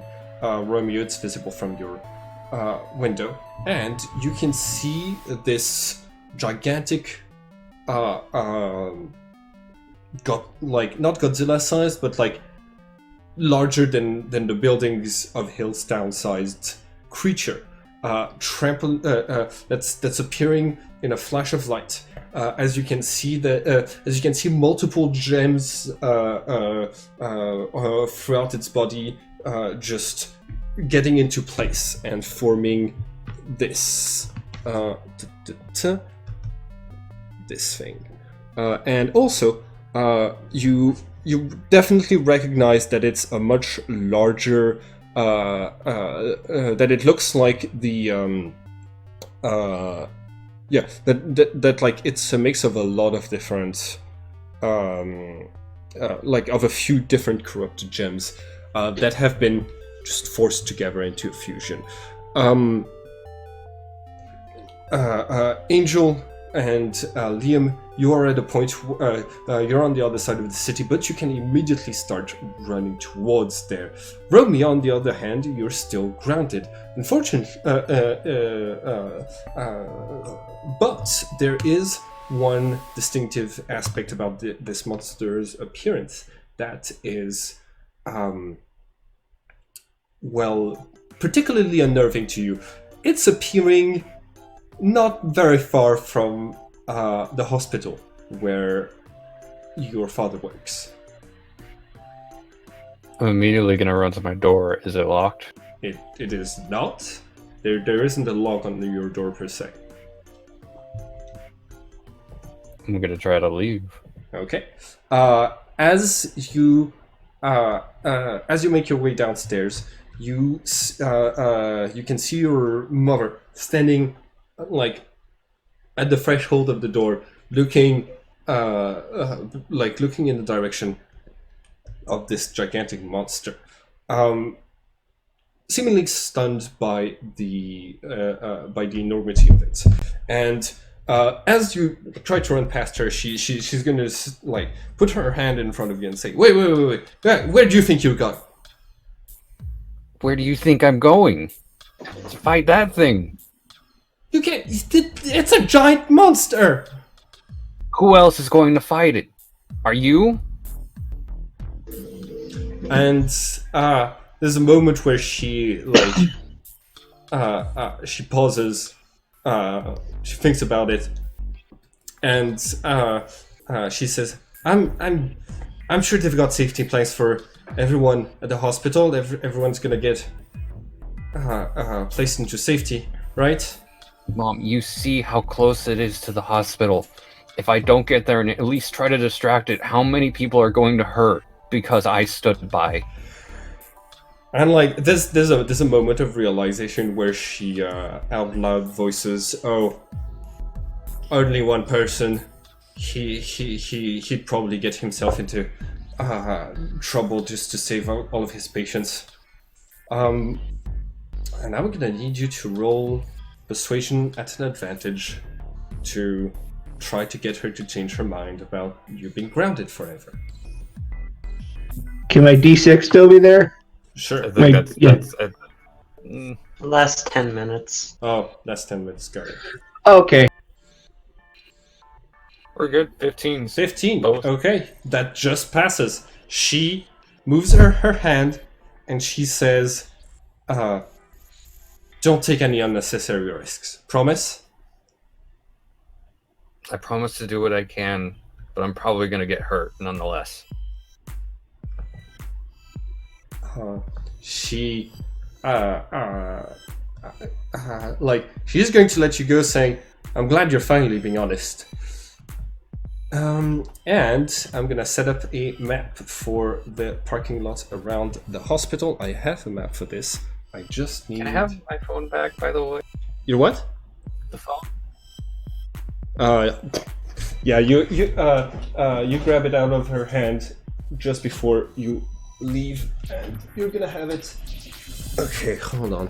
I'm sure I've got a hospital map somewhere. It's not gonna be okay. It's probably not in this game. I've got to get it from another game real quick. And all of your characters are going to arrive at a very similar time. Right.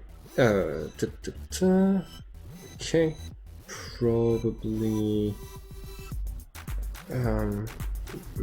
Okay. Yeah. What's it called? It's.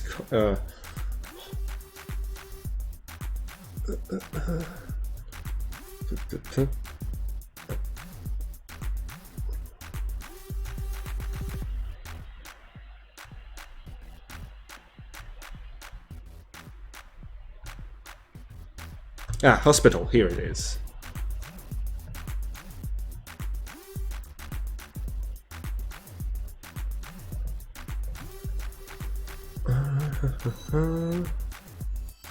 Where did that map go? Here it is. Okay, it's okay. Right. So you are going to be facing against. What's the size category? You're above large. Huge. Okay. You're going to be facing against your first huge monster.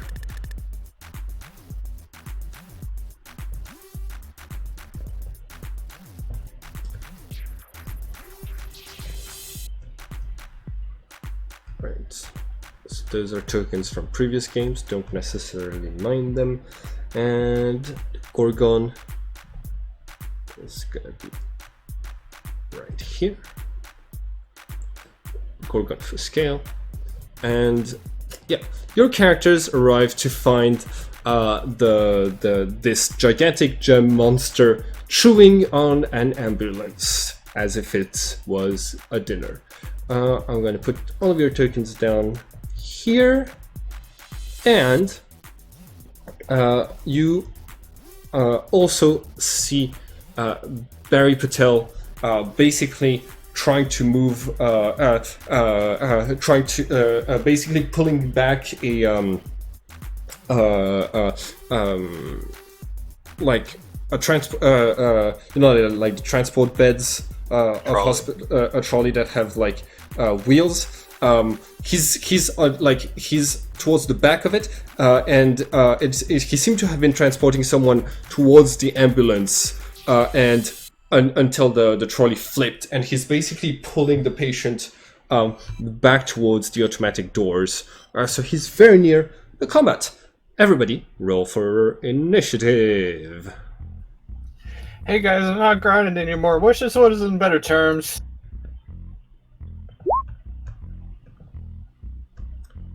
Right, 13. Oh, okay.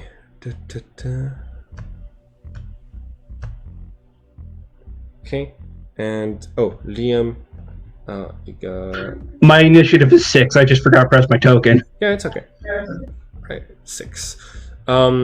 There is just a little bit of fog around the hospital at the moment, but nothing to worry too much about. Romeo, you are the first to act, possibly pushed by the adrenaline of seeing one of your parental figures in mortal danger. What do you do? So is this map to scale? Like distance-wise, at least. Like the monster is to scale, yeah. Oh, I will move over here and help Barry. help Barry start pushing the patient back inside quickly. Okay. Get to safety quickly. Okay. So it's going to be like a strength check to try to help that person up, and to help your dad. So go ahead and make that check. Probably athletics. 17. 17. Yeah.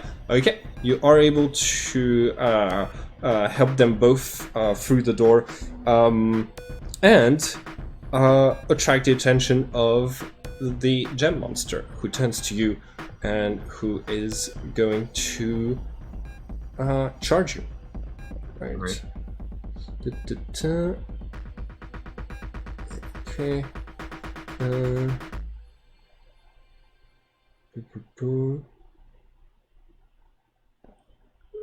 Okay. Can Romeo take the dodge action at this point? I think that was the action to help push them in. I wasn't sure if that was an action. Anything requiring a skill check during a turn order it takes an action. Oh, okay, cool. Okay. Ooh, nice. I can use trampling charge. That sounds nice. Okay. I need to move 20 feet.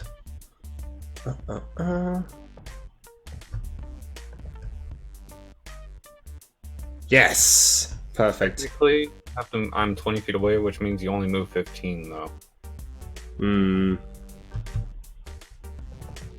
Okay. At least 20 feet straight towards a creature and then hits. Okay. In this case, I'm. What's my movement speed? 40 feet. Can I move to anybody else and hit you along the way? No. Sorry. That's too far reaching. Okay, well, I'm just going to... You should have reach because you're a huge creature, don't you? Yes. Yeah, I think you would have. And alternatively, like... I think you could literally move 5 feet and hit me. Yeah. Okay, yeah. Can't use trampling charge unless you want to move and hit one of us, though. Yeah. In this case, I'm going to be using the... Hold on. Oh, a 40-foot cone. I'll wait till everybody is closer to that. So yeah, hooves. To try to hit you. 22. Does a 22 hit? Let me just check that real quick. Yeah. You take 12 bludgeoning damage from this creature, just like trampling on you. Okay. Oh, actually, the gore attack does more damage, but I'll have to remove that for later. Okay. Angel, it is your turn. You've just seen your the creature like pressing its talons against Romeo and just like knocking him back against the wall. He's still standing. He seems to be like a little bit shaky. He definitely needs help in this fight. What do you do? Angel? Marceline? Oh. She's muted.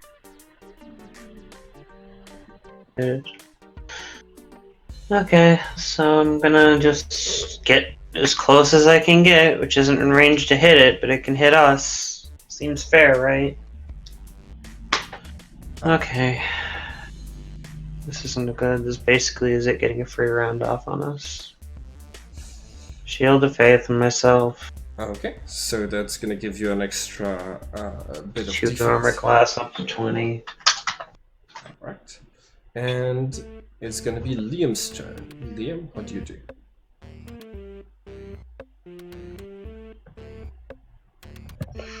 I'm just going to do a vicious mockery. Okay. Right, so go ahead and make your... oh, I gotta roll... is Wisdom it wisdom? save. Yeah. It's a wisdom save. For some reason he has it down as charisma. It's not. Okay. I'm going to take 1 point of damage from this. And... Your next attack will be at disadvantage. Okay. Good to know.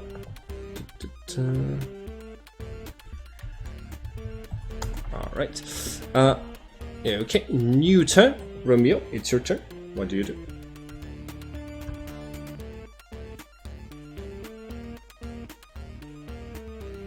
Romeo will turn to Angel.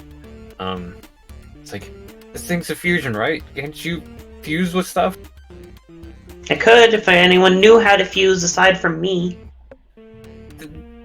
He'll point to Liam quickly. He's a gem. Fuse with him or something. He doesn't know how to fuse. I would have had to have taught him, but we hadn't had enough time. And also, I don't know him. Why would I want to fuse with someone I don't know? We're going to die. Well, then that sucked for you guys.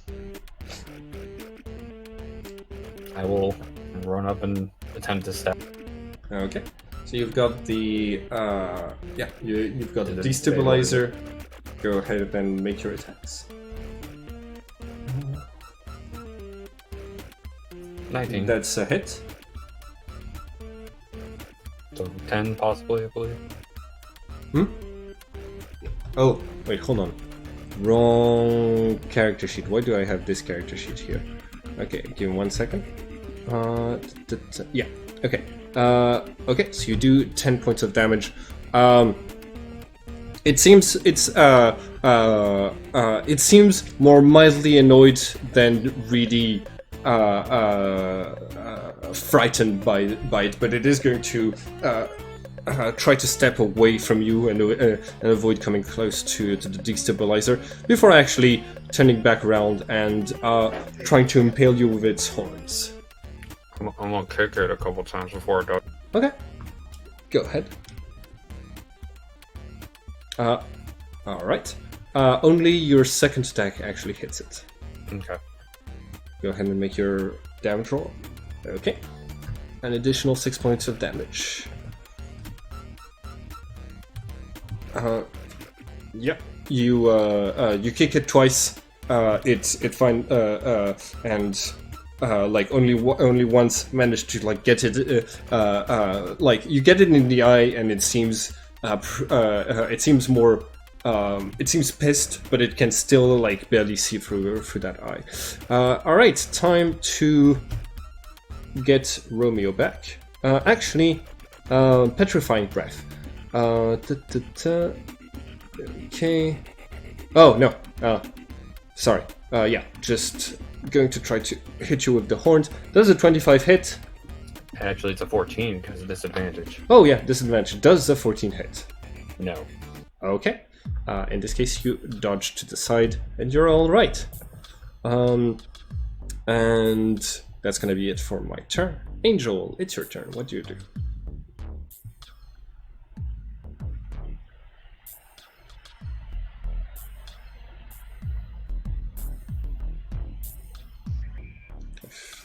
Muted. Oops, I am muted. Yeah. Okay, so I'm gonna move over here. I have a concentration spell going, so I can't do anything there. I'm just gonna use my main action to do a longsword attack against this guy. Okay. 21 does. hit. Yeah, 21 hits. I'm gonna plink a divine smite on that. Alright, good idea. So 5 that is. slashing, 7 radiant, 12 damage. Alright, 12 damage. Okay, you you swing around. You break off one of its horns that's heading upwards, like the horn that's heading up. But the rest of your attack like scrapes off against its scales. Seems pretty resistant overall, but you have managed to like to penetrate its armor, infuriating it just a little bit more. Liam, it's your turn. What do you do?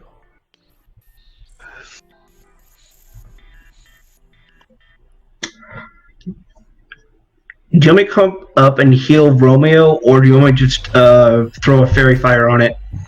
Up to you. It has a pretty high armor class. Like Then fairy fire. based on what you've seen so far. All right.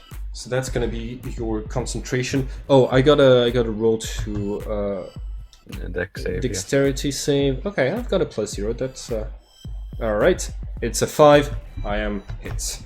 Okay, so all attacks are gonna have advantage against me starting now. And Liam, you concentrate. You make this bright light appear. You concentrate on making it appear mostly towards the back of the creature, meaning that Romeo and Angel are not hit. And as you do so, you hear a voice coming from very near you saying, "Good. You've started mastering your powers pretty quickly, but I don't think that's going to be enough today." And you look around. There's nothing that you can see. Romeo, it's your turn. What do you do?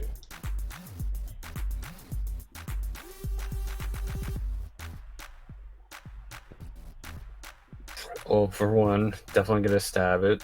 Okay. Oh wait, let me roll that again because I forgot to make just to see if I. Alright, so 22, I assume hits. Yes. So 20 lightning. That's good. Nice. And looking back, do I see that Romeo's dad is back in the hospital with the patient that he was? Looking back, he is back to safety. I mean, relative safety. You think this gem could basically just walk through the walls of the hospital if it was so inclined to do so. So you know not to flee in that direction. Romeo's just gonna look back up to this creature, and out of a bit of anger, he's going to unleash a couple more kicks against them, and like we'll be just screaming at this thing to leave all of them alone. Okay. Go ahead. Roll intimidation. Well, I'm actually just gonna be kicking them. So Okay, go ahead. All right. I assume the 13 does not hit. No, a 13 does not hit. Kick. Kick. I like it. All right, an additional 6 points of damage. Okay. Which means it has now decided it's time for you to slow down a little bit. It unleashes it unleashes the sort of electrifying breath that is that you can feel affecting your nerves and starting to like stiffen them all. Very similar to the effects that you felt fighting the basilisk. So 30-foot cone It's only going to affect you, unfortunately. But you make a DC. Oh wait, hold on. I could get a couple of people from inside the hospital. Yeah. I don't really. It doesn't really care about that. It mostly cares about you. So make a DC 13 Constitution saving throw.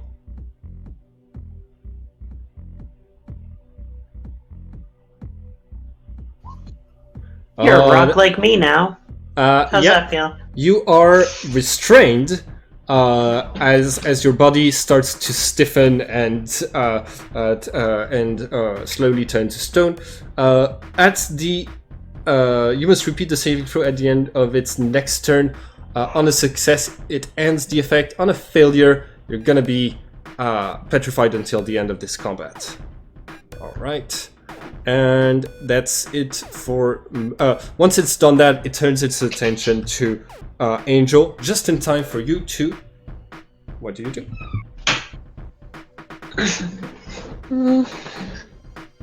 Let's see. What do I got? That's not useful. I got a basic attack, that's what I got. Alright. But it has advantage at least. Because of me, Alright. swing. Does a 14 hit? Wow. No, a 14 does not hit. Unfortunately. So yeah, this time you strike and your lance bounces off against its hide harmlessly. Liam, it is your turn.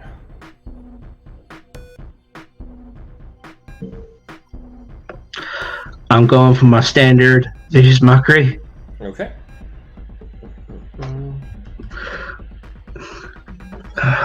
Anyone got a good insult? Wisdom! Haha! Damn it.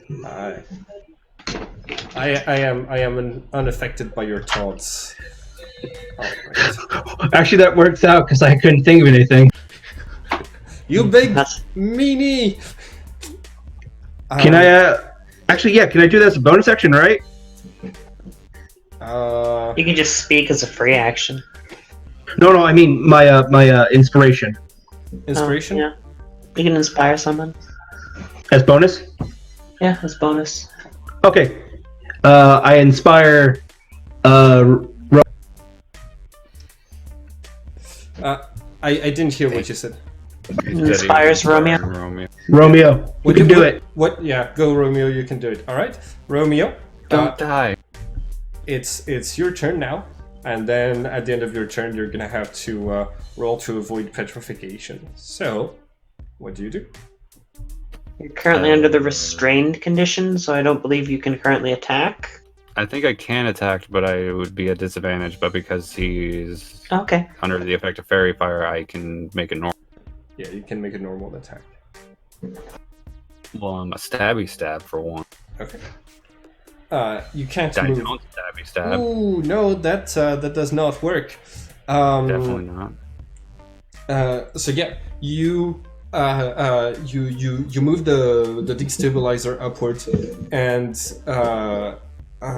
find it like knocking up against one of its scales, and it detaches the extra battery that you had affixed to it, meaning you have one more charge of the destabilizer hitting before it runs out of juice. Okay. And you'll have to reattach it afterwards. And Already. oh yeah, you might have some extra attacks. Bonus action too. Yeah, just because I want this thing to die.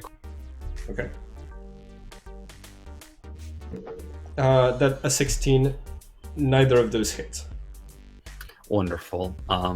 So do I make the save at the end of my turn or at the end of his turn? It's right now. You make your save right now. The end of your turn. Yeah, and you have inspiration. Remember. Well, I don't need the inspiration right now because I'm. Okay. Yep, you're all good. The petrification effect stops.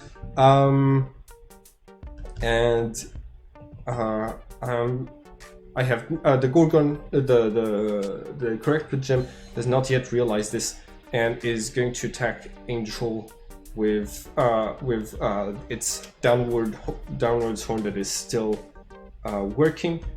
I do believe a 27 is going to hit, and you take 11 piercing damage.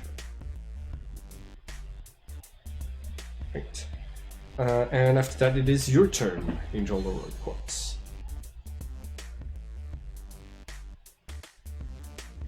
Okay. I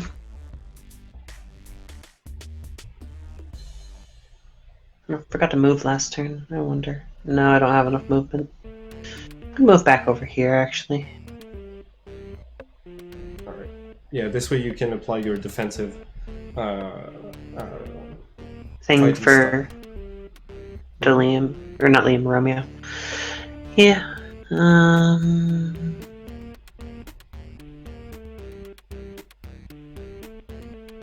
Is that advantage still, right? It's still Yes, at a he's disadvantage, still- yes. He has the fairy fire still going. Yeah, okay, cool. Just making sure. Longsword attack. 15 doesn't hit. Wow, 15 does not hit. great. It's 2 turns in a row I've done nothing. Fun. Alright. Liam, you're the next to act. What do you do?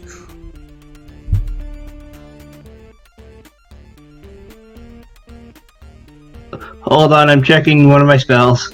Okay.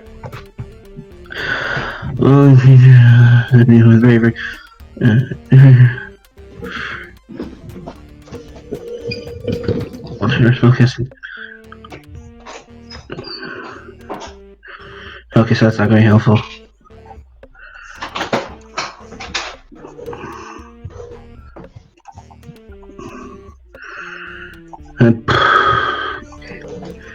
No.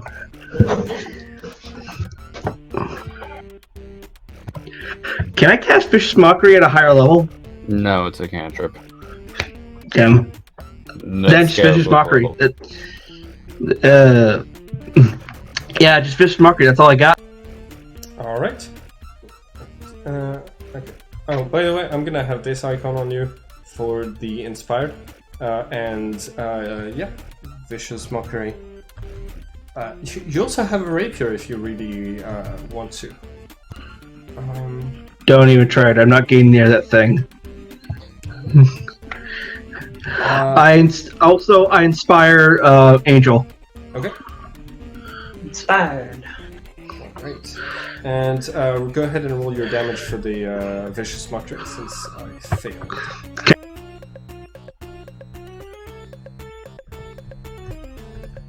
Two points of damage, alright.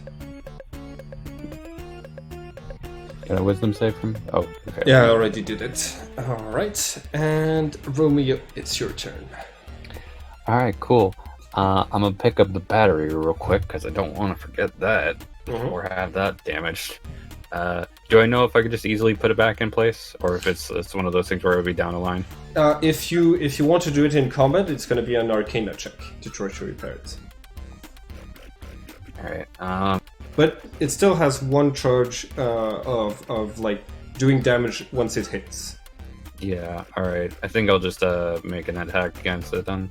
Okay. Go ahead and make your attack roll. 13 does not hit. Do you have any other extra attacks? I can still make a bonus action attack for a normal hit, but I'm just debating on inspiration to use on that.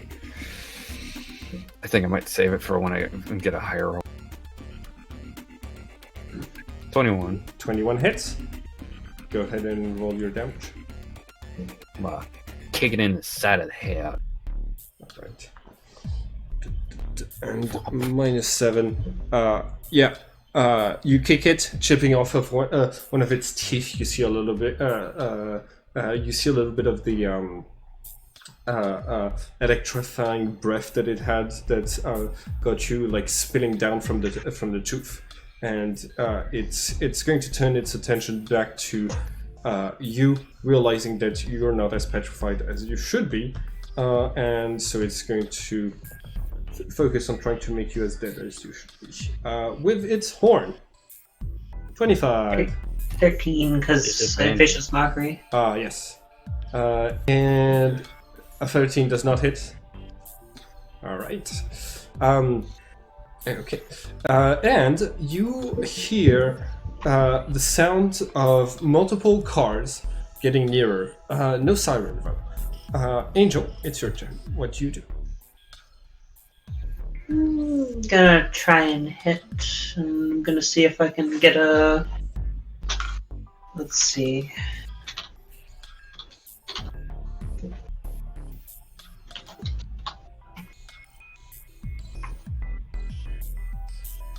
Longsword attack. All right. Oops.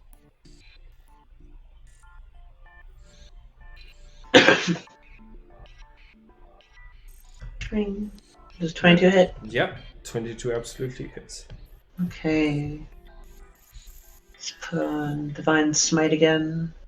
Okay. So an extra 10 10 damage. damage. All right. I can't roll. I have literally this entire game, aside from that one critical hit, I have not rolled yeah. above 3 on damage. What?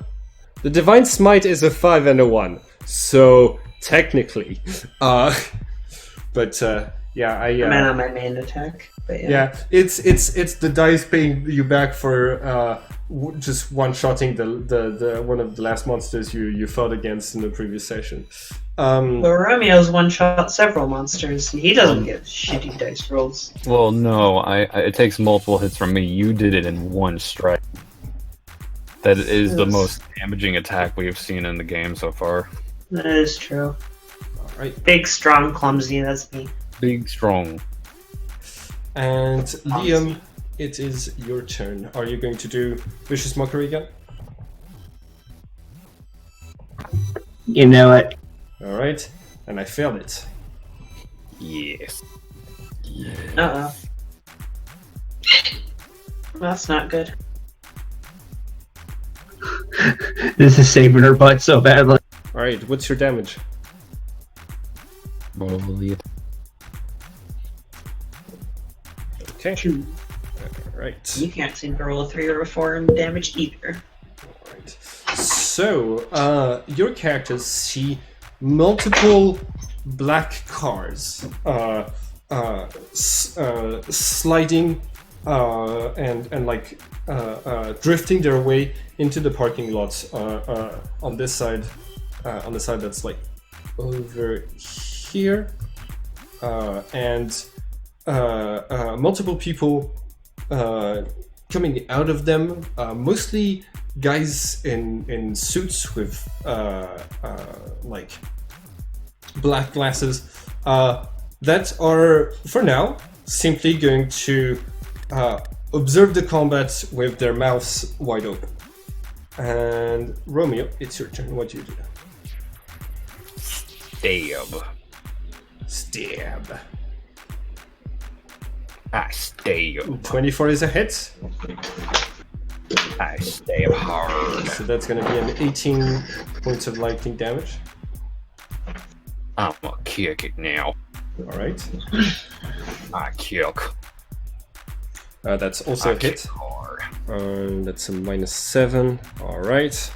And Why won't you just go for it?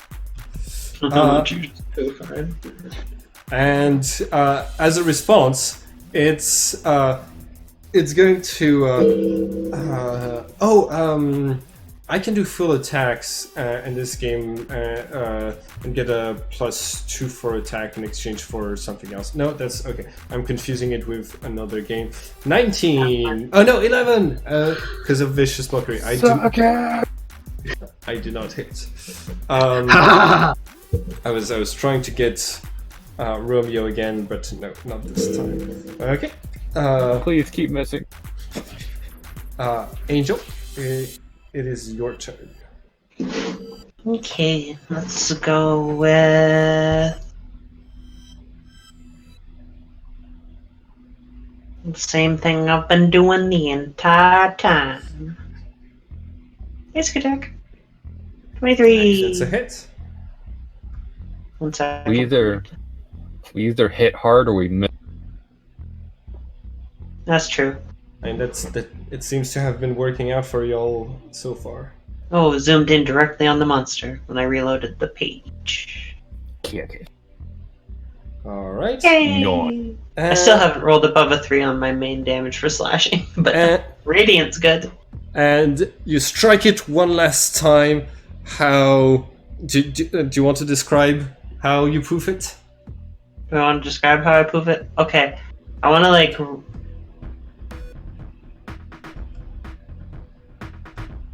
Actually, zooming in on this thing actually looks really cool. I never paid too much attention to it. I got it from like a video. There's an artist on YouTube who's making fusions between D&D monsters and Pokemons. And nice. This was like a silver dragon mixed with the Pokemon that's got like a black horn. Hydreigon? Yeah. Yeah, I know. Like, I would highly recommend those videos. Just type fusion Pokemon. I know that video. I've seen it. I haven't seen the video. Well, I'll have like, to... she's made 3 or 4 Absol. by now. Yeah, she's made 3 or 4 of these videos by now, and like I thought the art was just so cool. Yeah, this is a combination. This is a combination between Absol and a silver dragon. Okay, yeah, I see the Absol. It's the horn thing. Okay. Yeah. Yeah. Anywho. Funniest thing, I want to run... Like, as it comes down to, like, gore us, because that's the last attack it did, I believe. Yeah. Yeah. I want to hop in the air on top of its head, and then just bring my sword down in just, like, a big, radiant smite of glory directly on top of the head while I'm standing on top. Alright. You are careful to avoid hitting the gem itself, but your sword pierces the armor, reaches the inside of the beast, and causes all of its body of light to evaporate in an instant as the 3 different gems that compose it fall down to the floor. Can I try and bubble them all? Yes. You are able to bubble all of them without anybody interrupting you, as the humans in the cars get back in them and drive away from you as fast as possible. Romeo just kind of like teetering a bit, just watching the cars. You're just like, what? Oh, okay. I'm immediately gonna just like turn to Romeo and be all like, "You okay there, buddy? You need some of that red liquid that fills your body?" No, I just feel woozy. I'm gonna go inside and make sure my dad's alright. Yeah. You get inside of there. It's not exactly it's mostly a hospital, but it's also like a fertility clinic. And your dad works in the fertility clinic section of the building. You get in there. You see a couple of terrified patients, and like your dad like sees you coming in there slightly bloody and like looking very worried for you, but then one of the nurses starts to like clap, and more people start to clap and cheer until like everybody's joining in, and your dad is gonna like run to you and grab you in his arms, and he's sobbing, saying, "You had me really worried. I had me really worried. Thank you." Please stop squeezing. I'm still sore. Oh, sorry. And yeah, you see multiple people coming up to you and like asking questions of like, "Wow, how did you do that?" To the 3 of you. Mostly they concentrate on Angel or Quartz because she dealt the final blow and she has like the very impressive weapons. But you all get your fair share of attention from those heroic acts. It takes you a little bit of time before you're able to like get away from this crowd, and you even had to like get the attention of a couple of reporters who definitely have pictures of you now. By the time you're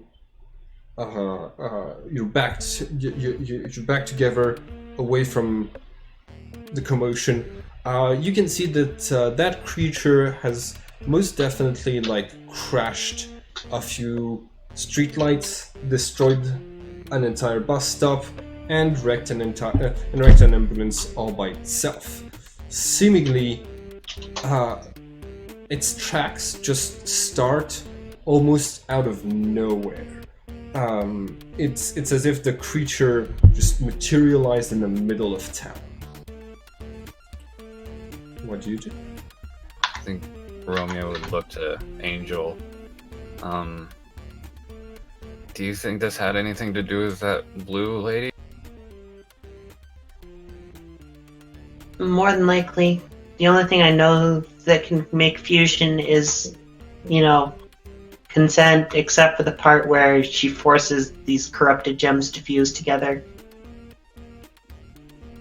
Alright. And now, I believe, is the perfect time for everyone to level up. I believe Angel Aura Quartz is now aware that she's facing one of her old enemies again, and this conflict is much more personal. Romeo has had to face his parents and their awareness of this situation, and has come out on the other side with the permission to join at least this first fight, and done it very successfully and survived. And as for Liam, you have your life has changed, and you've started to master your powers, as well as seemingly gaining the particular attention of Halite. Out of the three of you, she seems most interested in you for some reason. So I feel like in the same session we've reached a threshold necessary of character developments that would mean it would be good for everyone to level up. So everyone roll your hit dice, and I'm gonna stop the recording now. I'm guessing, for me, I'm only gaining 8 HP because for whatever reason I'm gaining a +1. That's because of your constitution, isn't it? Yeah. Yes. Oh, Constitution's added. Yeah, it's already added. Yeah, it's already added to the thing. So you'll gain 9, 8, and 9 life points. Okay, that's gonna make you a little bit more resistant. Okay. I'm up to 31 points of HP. Yeah. I'm up to 41. I'm only slightly better. Okay. Because I don't want to die. So just to specify, Barry hasn't exactly like pronounced a decision concerning you being grounded or anything, but he is on the phone, apparently with your mother, reassuring her that he's okay and that you're okay and that you did really well. Now all of you are like stepping back out into the parking lot where no one has dared to step so far for fear there might be something else. Wait, did you say you have 41 HP? Yeah. What level are we? We're level 4, but I have the tough feat. Oh, okay. That makes sense. Got it. Okay. Great. And it's just the three of you in the afternoon, under the afternoon sun. What you do? I don't know. Hey, Angel, I have a... You mentioned before that fusion is consent and everything, and something about training. Is there any possible way that you would be able to teach us? And even if you don't fuse, is it possible for Liam to fuse with somebody else or something? As far as I know, only gems can fuse together. I wouldn't know how it would work with a part human. Or a human that had a gem lodged into him and somehow survived. You can clearly use gem powers, but that doesn't mean that you can fuse. I mean, I'm made of light, you're made of... I poke you and you're squishy. Flesh. It's flesh. Fleshy bits. Flesh. Yes, it sounds gross. Just like that word moist. I hate that word. That oddly specific, but alright. And yes, flesh is very gross. It also is, but it's what we're made of, and if there's anybody that Liam might be able to fuse with, it would be somebody else made of the same material, at least. That would make sense. I suppose I could teach you how to fuse if you want. Do either of you know how to dance? I do. I figure skate a lot. Is that dancing? It's dancing on ice. Okay, can you dance on ice, Liam? No, but I can dance normally. We can go to the ice rink and I can teach you a bit. Maybe it might be easier. Could you compromise? Could you dance in water, maybe? That's definitely not how that works. He uses these shoes that have a metal blade on the bottom to scrape across the. Oh, that sounds like you could go awful fast. How do you control your speed? It just takes time. I think I would like to go there at least just to get a breathe. It's been a long day. I don't see why not. All right. So, you take the rest of the day for training, using the opportunity you have of not being currently grounded to make your way to the ice skating ring. Make this day last while it still has. There's still. Yeah. Once there, you are. You're told a little bit about the concept of fusion and how it's based on the idea of working together, unifying your two bodies of light, which isn't necessarily something that you both have, but and there seems to you start, both of you, to try out some maneuvers. I'm gonna require a performance check from both of you, please. And Liam, you are at a disadvantage since this is on ice and you are very much not accustomed to this. If I technically, since I know this well enough, I would assume I could be training him to some extent with the actual figure skating, or at least skating normally. That would take some amount of time. Okay. Well, I was just saying for this instance, would it make sense that I'd be able to give him the help action with this, so that way he doesn't have disadvantage? Not in this particular case, because you yourself are dancing on like kind of around him, and like you both have to succeed those actions on your own. Okay. Well, if that's the case, since this is something I know well enough, would I have it? Would it be a straight roll or advantage for me since I do it? For you, it's with advantage. Right. 21 then. Thankfully. 21. That's a pass. 9 plus 10. Right. All right. Despite being at a disadvantage, this is going to be a pass as well. Now, your relationship has had a rocky start, and you are, and you two don't know much about each other, but you've gained trust throughout your short amount of adventuring together and being in mortal danger together. You think that it definitely would work better if one of you was on ice and the other one was like at the edge of the ring, but you are successfully going to manage to fuse for the first time. So, now, Gay. Marcy, who's here? all right. So, we're gonna have okay. Liam Mail is the best thing I could come up with right now. I feel like at the moment, Rolium could also work. Oh yeah, Rolling. Rolium. I think it sounds Yeah, better. yeah. Yeah, Liam Mayo sounds like just mayo. Like mayonnaise. Lemio. Rolium. Okay, cool. So Lemio.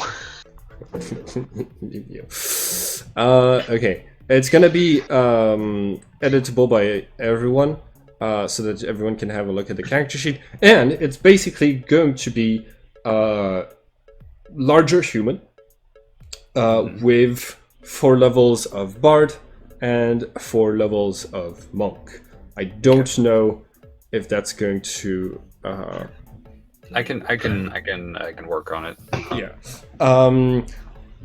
Which one of you was it who came up with the idea for the stats fusion? I'd kind of come up with the idea of the stats, but after actually watching the show, I get the idea now that it's a fusion is more than just the sum of its parts. Yeah. So No, the it's stats not that just addition. no, so what I had originally come up with was more mechanical than what I understand. So Yeah, but it also seemed to what you had come up with did work mechanically to represent like the power up without necessarily like being too much, I think. So I thought that this could work. I can have it to where it affects the stats like that, where our stats are affected by that, but the levels itself would definitely affect the proficiency and everything besides. Yeah, absolutely. And basically, the idea is going to be you get the higher stat. You look at the modifiers, and whichever has the higher modifier in a stat is going to give that stats to that modifier to the fusion. And if you have the same one, if you have the same stat, it's going to get to if you have the same modifier. If you, for example, both have a +0, it becomes a +1 for the fusion. And then, as for the character options, y'all are going to have to decide on like how to. We can definitely work on this. Yeah. We'll figure out what it would be like. You know what I'm most curious about? Your hairstyle. Yeah. Oh yeah. I will Because figure something Liam's out. kind of got a mullet going on. Oh my god. Yeah, I will definitely work with Liam on this because I think we've already kind of discussed, or at least I threw an idea out there of what the personality of this fusion might. So what was your idea? I don't quite remember. The original idea I had before actually watching the show was a very Showtime sort of character, but then after actually watching the show, I'd imagine it's kind of like the personality of the fusion between Garnet and Pearl, like a very Sardonyx. sardonyx, yeah, very Pretty not that much. hard. But with some slight variations because there's a competitive nature in Romeo's head. We're sports announcer. I have a very good reason for this. To make this suggestion, and I'm going to make that suggestion now, but y'all can say no to it. The gem fusion weapon is very probably going to be either very, very high heels or stilts. I would imagine Heels. like a pair. Or stilts. Huh? No! I have the perfect weapons. Don't even bother. What? It could be steel-toed boots. No, you don't understand. I feel like I really don't right now. Okay, Yes, sir. so because all of you brought this up in my head, look at the bottom part of this image. Are you posting it in Discord or? Oh yeah, Discord. Yes, yes. That's kind of what I was picturing, but longer. All right. If you go any higher than that, you can't walk in heels properly. Trust me. Yeah, but it's a gem. It's a fusion. It's Steven Universe. It does not have to be realistic. It does. Doesn't that make sense? I was also Gems gonna say, just defy physics now. Yeah, Okay. I exactly. was gonna say it could be like a. I mean, now, as opposed Nice. to in the entire show. That's fair. I was gonna say they could be like a. I mean, heck, Lapis Lazuli can fly with water wings. She's made of light. She's pushing air. It's not Yeah. hard. Yeah. Yeah. I was gonna say they could be like a ice skates with very pointed ends, to where like it kind of mixes the rapier and me kicking. Yeah. Ah. It's Yeah, that sounds cool. That sounds good. That sounds good. No. I just had a imagine. You know how some ice skates, figure skates, have like that pick on the front? Imagine like a really long pick and you're just walking on tiptoe the entire way along. And then you decide to swing to attack, and instead of doing bludgeoning melee with your martial arts, you do slashing now for kicks. That's That sounds really cool. What about Yeah. you, Dominic? I'm okay with. Yeah, I mean that sounds similar to what I was kind of throwing out there. So that basically some sort of footwear that has pointy or Bladed parts. Yeah, bladed parts. We'll figure something out. It is 2 p.m. So it is 2 p.m. in 6 minutes. So I am gonna have to head off. As for the character options for the classes, you can select different options than what you took previously, like different. But we have to stick with the classes, right? You have to stick with the classes. different classes, but the subclasses and everything would Yeah. definitely be able to be. It's going to be based on the person. Yeah. It's going to be based off the personality of the fusion, not us. Yeah. But the personality of the fusion is the personality of both of you, bits and pieces combined into like a mishmash. I'm We'll see what happens. so you could have a different bardic college or and a different style of martial arts fighting, but overall it's still you've got to keep the class at least and similar feats, as long as it makes sense in a Steven Universe-y way. Okay. Before you go, though, I want to say I want you two to unfuse, and I want to try to fuse with Liam, see if I can. Okay. Okay. All right. So yeah, you.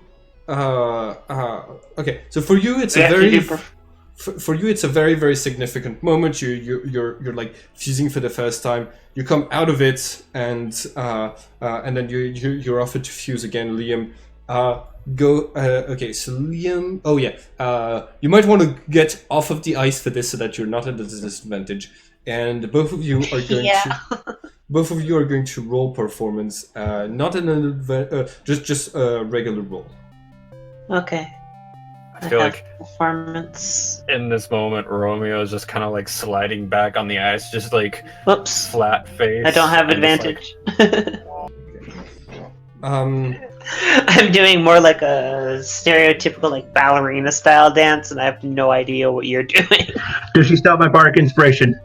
no, It's- it's been it's- definitely more than 10. It's been a bit more than 10 minutes. Yeah, Yeah. Just the time to explain the fusion and to get to the ice skating ring. Yeah. Liam, I still want you to roll. See if you roll a fumble or something. But Angel isn't like. You're not exactly in the mood. You're like you don't think you know them well enough to No, I definitely do don't. this adequately, and it's not going to work properly. But I still want to see how well Liam is doing. He rolled a 12, I believe. You rolled a 12, yeah. Oh yeah. So yeah, neither of you are like in a good headspace. Liam, because you just came out of your first fusion. and Angel, because like you're impressed that they can do it after knowing each other for such a short amount of time, but you're not necessarily feeling close enough for that. Yeah, they're just humans after all. Yeah. You don't. Just humans. You don't. Just you. You don't know if it's impossible, but you do know that it didn't work this time. Anyways, I'm gonna tell him fuse again. Fuse again. Let's go on a fusion adventure.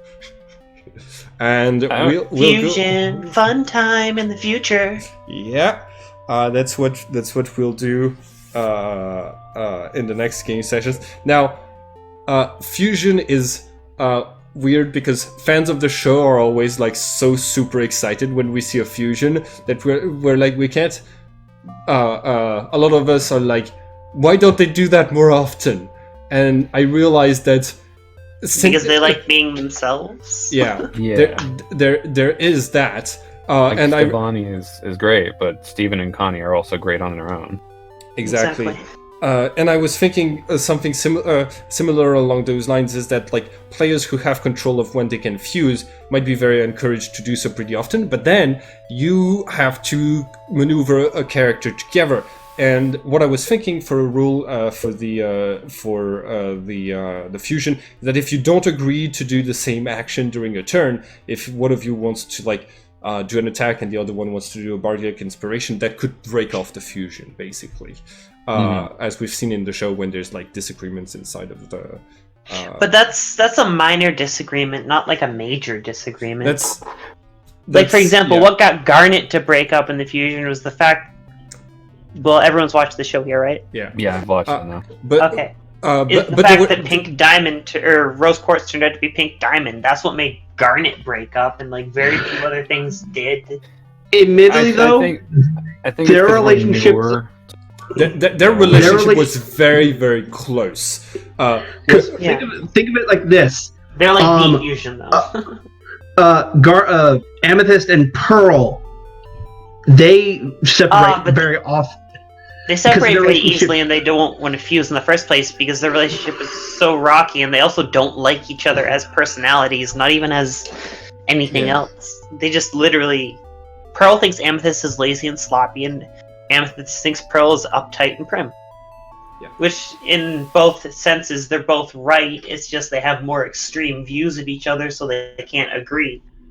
Yeah, I'm pretty sure the only one reason they confuse is because they agree on protecting Steven.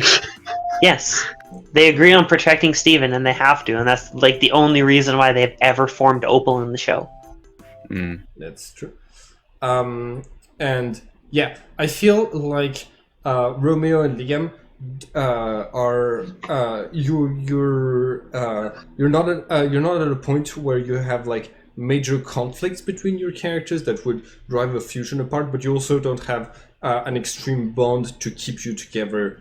So like for now, if there's a moment when you two disagree on what to do with the fusion, it will break it apart. Maybe later down the line we can apply something else. Yeah, it might be. I will say though, the example you used wasn't a terribly great example because you can't attack and use bardic inspiration in the same turn. I think it's more just like if we, I You can't understand. do- have conflicting Yeah, you actions. actually like- can. If it's like, no, we need to take a dodge action, it's like, no, we need to attack, and then the fusion would be like, Yeah, that's better. That's better because that makes more sense. Definitely. Like, or I want to use a spell or something. it's like, I want to use a spell. It's like, for example, if you both agree on using a spell, but you're just like, wait, we should use this spell, no, we should use this spell, and then you're just like, wait, why don't we compromise on the spell that does a little bit of both? Yeah. All right. Well, all right, perfect.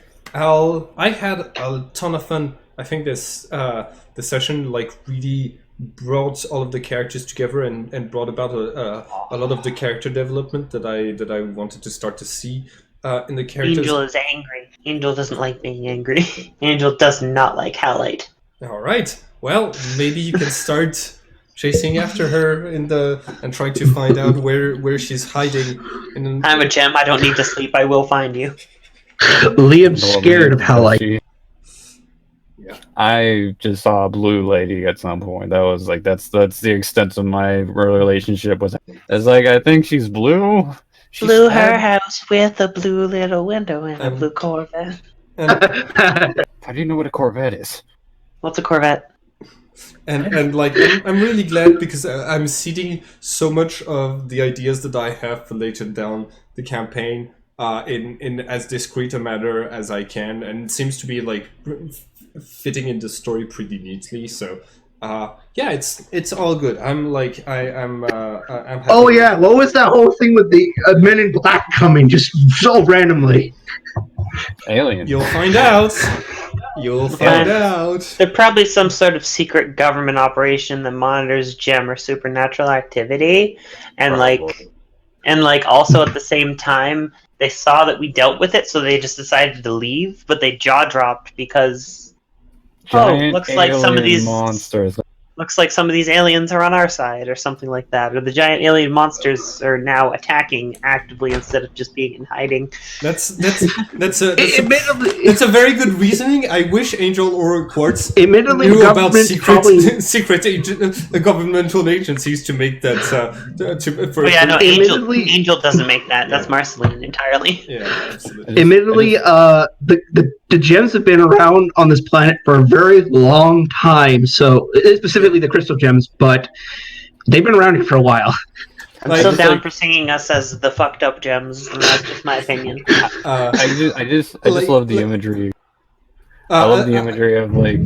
Oh, sorry. Sorry, I don't know which one of you it was, whether it was Liam or Romeo that I was talking about. That like one of the first things one of you told me was like, so I have a question. What are the governments doing at all during the entire time on that Steven Universe the show is happening? And my response was like, well, that's the premise of this game, basically.